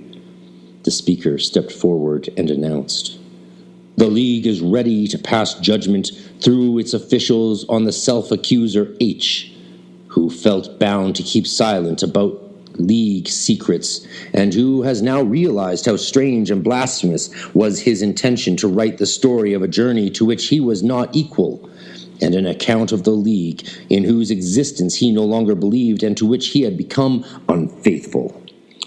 He turned towards me and said in his clear proclamatory voice, "Self-accuser H, do you agree to recognize the court of justice and to submit to its judgment?" "Yes," I replied. "Self-accuser H," he continued, "do you agree that the court of justice of the officials pass judgment on you without the president in the chair, or do you desire the president himself to pass judgment on you?" "I agree," I said, "to be judged by the officials either with or without the president in the chair." The speaker was about to reply when, from the very back of the hall, a soft voice said, "The president is ready to pass judgment himself." The sound of this soft voice shook me strangely. Right from the depths of the room, from the remote horizons of the archives, came a man. His walk was light and peaceful. His robe sparkled with gold. He came nearer amid the silence of the assembly, and I recognized his walk. I recognized his movements, and finally, I recognized his face. It was Leo. In a magnificent, festive robe, he climbed through the rows of officials to the high throne like a pope.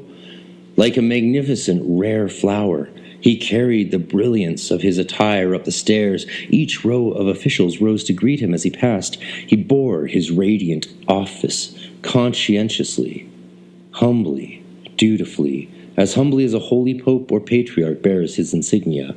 I was deeply intrigued and moved in anticipation of the judgment which I was humbly prepared to accept, whether it would now bring punishment or grace. I was no less deeply moved and amazed that it was Leo, the former porter and servant, who now stood at the head of the whole League and was ready to pass judgment on me. But I was still more stirred, amazed, startled, and happy at the great discovery of the day, that the League was completely stable and mighty as ever, that it was not Leo and the League who had deserted and disillusioned me, but only that I had been so weak and foolish as to misinterpret my own experiences, to doubt the League, to consider the journey to the East a failure, and to regard myself as the survivor and chronicler of a concluded and forgotten tale, while I was nothing more than a runaway traitor, a deserter. Amazement and joy lay in this recognition.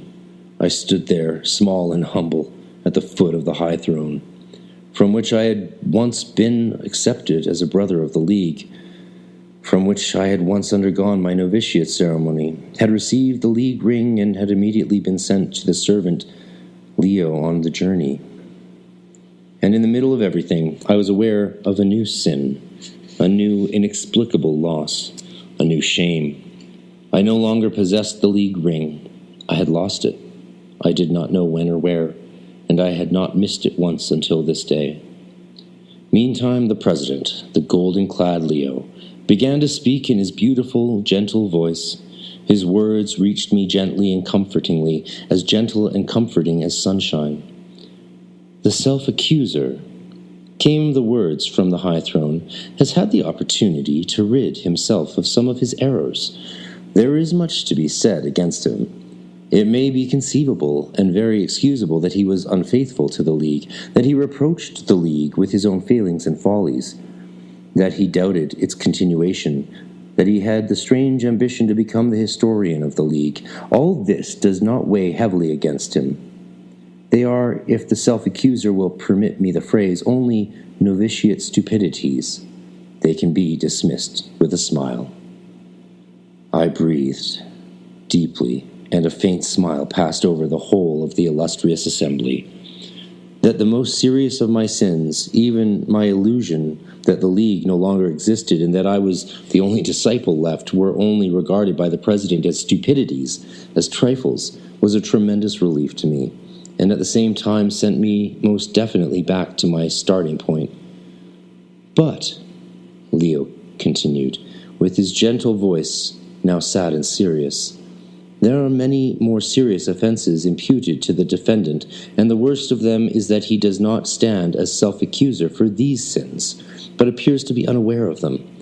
He deeply regrets having wronged the League and thought he cannot forgive himself for not recognizing the President Leo in the servant Leo, and is on the point of realizing the extent of his infidelity to the League. But while he took these sinful thoughts and follies all too seriously, and only just realizes with relief that they can be dismissed with a smile, he stubbornly forgets his real offenses, which are legion, each one of which is serious enough to warrant severe punishment. My heart beat quickly.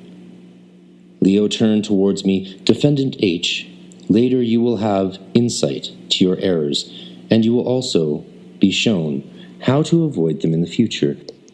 But just to show you what little understanding you still have of your position, I ask you, do you remember your walk through the town that accompanied by the servant Leo, who, as messenger, had to bring you before the high throne?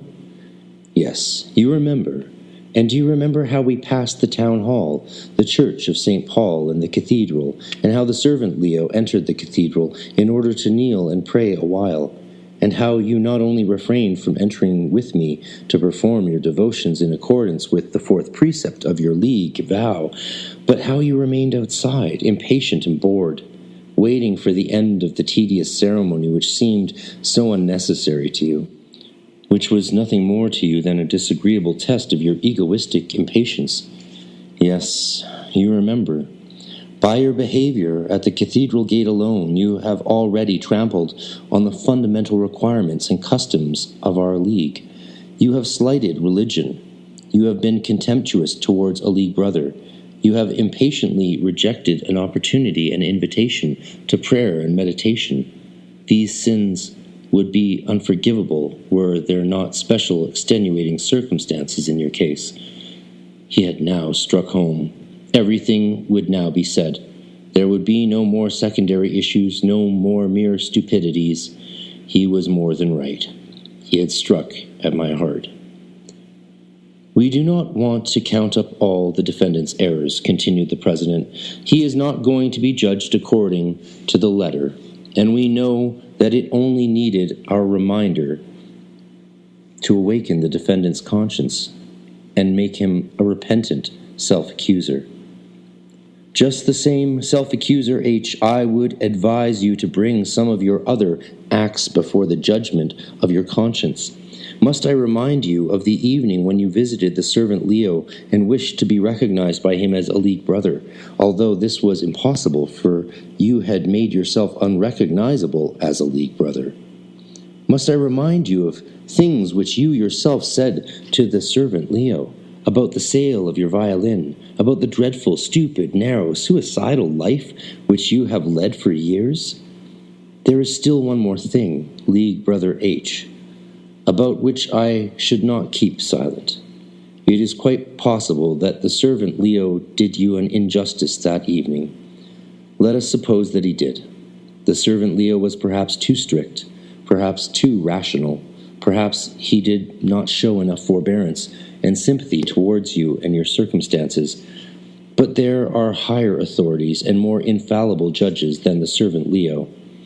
What was the animal's judgment on you, defendant? Do you remember the dog Necker? Do you remember his rejection and condemnation of you? He is incorruptible. He does not take sides. He is not a League brother. He paused. Yes, the Alsatian Necker. He had certainly rejected me and condemned me, I agreed. Judgment was already passed on me by the Alsatian, already by myself. "Self-accuser H," began Leo again, and from the golden gleam of his robes and canopy his voice now rang out cool and bright and clear, like the voice of the commandment when he appears before Don Giovanni's door in the last act. "Self-accuser H, you have listened to me. You have agreed with me. You have, we presume, already passed judgment on yourself." "Yes," I said in a soft voice. "Yes."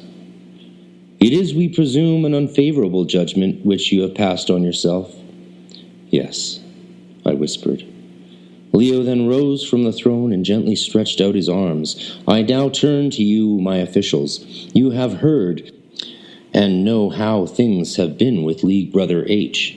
It is a lot that is not unfamiliar to you. Many of you have had to experience it yourselves. The defendant did not know until this hour, or could not really believe, that his apostasy and aberration were a test.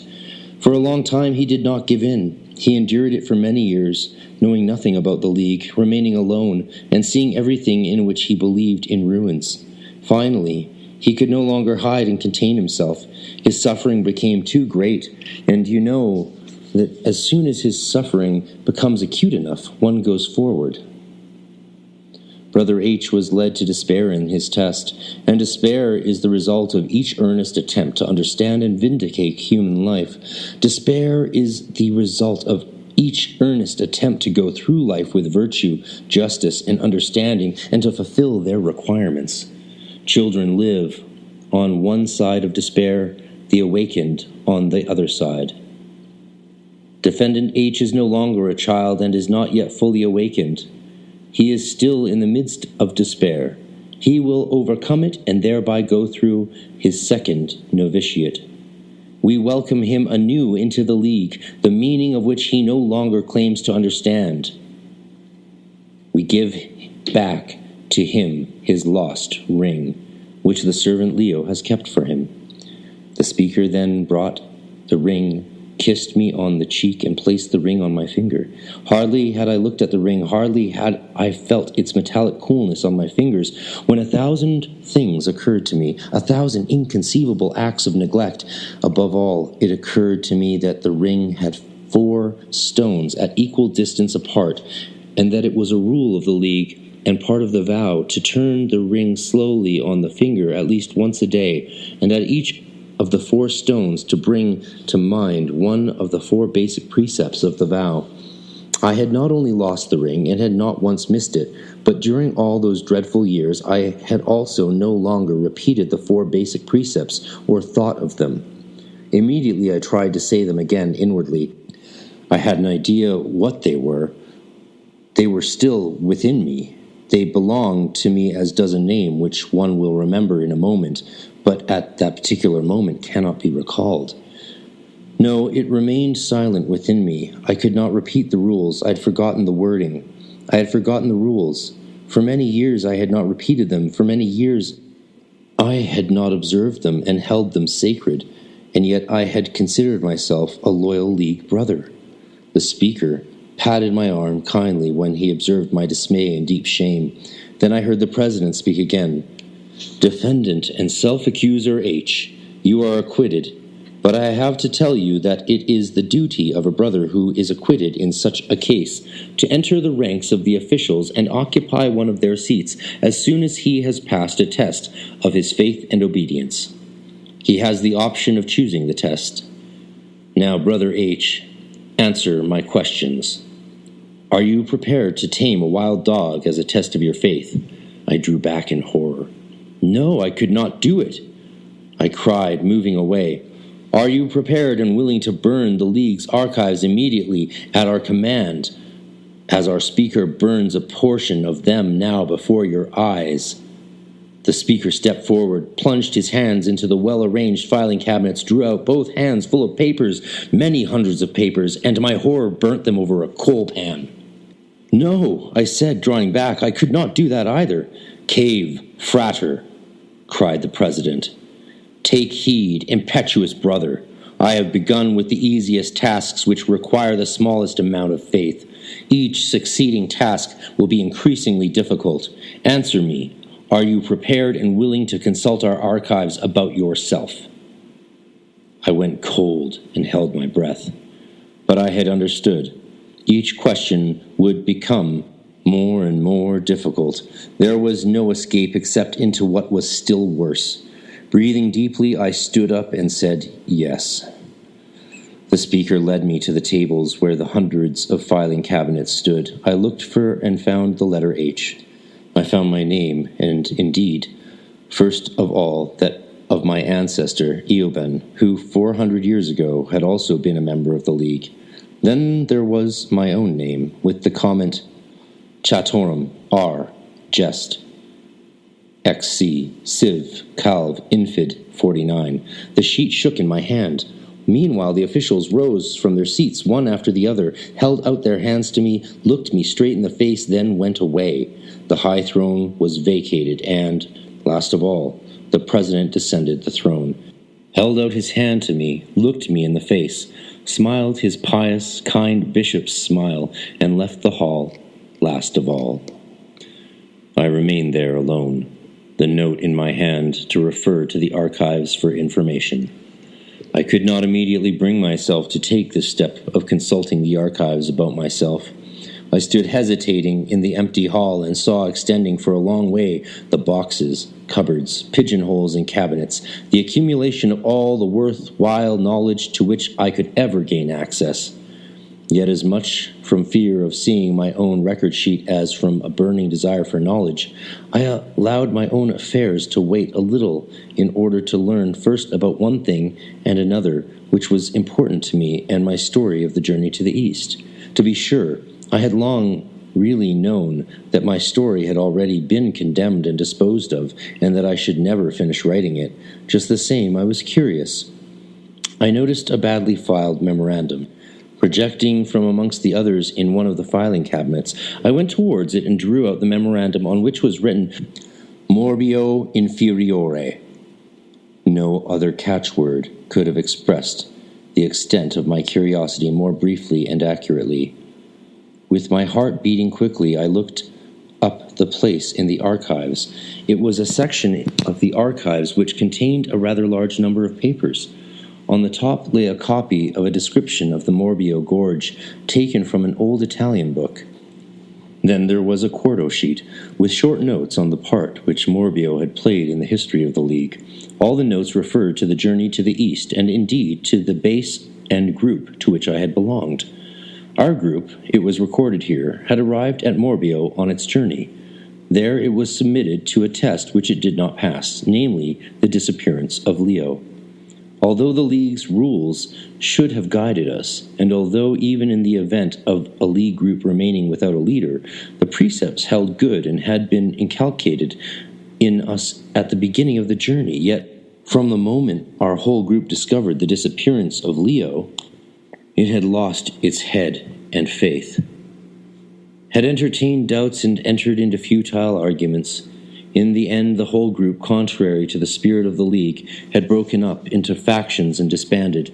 This explanation of the disaster of Morbio could no longer surprise me much. On the other hand, I was extremely surprised at what I read further on about the breaking up of our group, namely, that no less than 3 of our League brothers had made an attempt to write an account of our journey and had given a description of the events at Morbio. I was one of these 3, and a fair copy of my manuscript was included in the section. I read through the 2 others with the strangest feelings.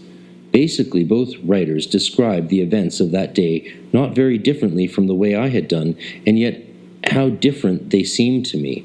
I read in one of them, "It was the absence of the servant Leo, which revealed to us suddenly and terribly the extent of the dissension and the perplexities which shattered our hitherto apparent complete unity. A few of us, to be sure, immediately knew or suspected that Leo had neither come to any harm nor run away, but that he had secretly been recalled by the League officials. Yet not one of us can contemplate, without feelings of deepest repentance and shame, how badly we underwent this test. Hardly had Leo left us, when faith and concord amongst us was at an end. It was as if the lifeblood of our group flowed away from an invisible wound. First there were differences of opinion, then open quarrels about the most futile and ridiculous questions. For example, I remember that our very popular and praiseworthy choir master, H.H., suddenly maintained that the missing Leo had also taken in his bag, along with other valuable objects, the ancient sacred document, the original manuscript of the Master. This statement was heatedly disputed for days. Treated symbolically, H's absurd assertion was really remarkably significant. Indeed, it did seem as if the prosperity of the League, the cohesion of the whole, was completely gone with Leo's departure from our little group. The very same musician, H, was a sad example of this. Until the day of Morbio Inferiore, he was one of the most loyal and faithful League brothers, as well as popular as an artist. And despite many weaknesses of character, he was one of our most active members. But he relapsed into brooding, depression, and mistrust, became more than negligent in his duties, and began to be intolerant, nervous, and quarrelsome. As he finally remained behind on the march one day and did not appear again, it did not occur to anyone to stop on his behalf and look for him. It was evidently a case of desertion. Unfortunately, he was not the only one, and finally, nothing was left of our little traveling group. I found this passage in the other historian's work. Just as ancient Rome collapsed after Caesar's death, or democratic thought throughout the world on Wilson's desertion of the colors, so did our League break up on the unhappy day of Morbio. As far as blame and responsibility can be mentioned, two apparently harmless members were to blame for the collapse, the musician H.H. and Leo, one of the servants. These two men were previously popular and faithful members of the League, although lacking in understanding of its significance in world history. They disappeared one day without leaving any trace, taking with them many valuable possessions and important documents, which indicates that both wretches were bribed by enemies of the League. If the memory of this historian was so very confused and inaccurate, although he apparently made the report in all good faith and with the conviction of its complete veracity, what was the value of my own notes? If 10 other accounts by other authors were found about Morbio, Leo, and myself, they would presumably all contradict and censure each other. No, our historical efforts were of no use. There was no point in continuing with them and reading them. One could quietly let them be covered with dust in this section of the archives. A shudder went through me at the thought of what I should still learn in this hour. How awry, altered, and distorted everything and everyone was in these mirrors. How mockingly and unattainably did the face of truth hide itself behind all these reports, counter-reports, and legends. What was still truth? What was still credible? And what would remain when I also learned about myself, about my own character and the history from the knowledge stored in the archives? I must be prepared for anything. Suddenly I could bear the uncertainty and suspense no longer. I hastened to the section Chatorum Res Gestae, looked for my subdivision and number, and stood in front of the part marked with my name. This was a niche, and when I drew the thin curtains aside, I saw that it contained nothing written. It contained nothing but a figure, an old and worn-looking model made from wood or wax in pale colors. It appeared to be a kind of deity or barbaric idol. At first glance, it was entirely incomprehensible to me. It was a figure that really consisted of two. It had a common back. I stared at it for a while, disappointed and surprised. Then I noticed a candle in a metal candlestick fixed to the wall of the niche. A matchbox lay there. I lit the candle, and the strange double figure was now brightly illuminated. Only slowly did it dawn upon me. Only slowly and gradually did I begin to suspect and then perceive what it was intended to represent. It represented a figure which was myself, and this likeness of myself was unpleasantly weak and half real. It had blurred features, and in its whole expression there was something unstable, weak, dying or wishing to die, and looked rather like a piece of sculpture which could be called transitoriness or decay or something similar. On the other hand, the other figure, which was joined to mine to make one, was strong in color and form, and just as I began to realize whom it resembled, namely, the servant and president, Leo, I discovered a second candle in the wall and lit this also. I now saw the double figure representing Leo and myself, not only becoming clearer and each image more alike, but I also saw that the surface of the figures was transparent, and that one could look inside as one can look through the glass of a bottle or a vase. Inside the figures I saw something moving, slowly, extremely slowly, in the same way that a snake moves which has fallen asleep. Something was taking place there. Something like a very slow, smooth, but continuous flowing or melting. Indeed, something melted or poured across from my image to that of Leo's.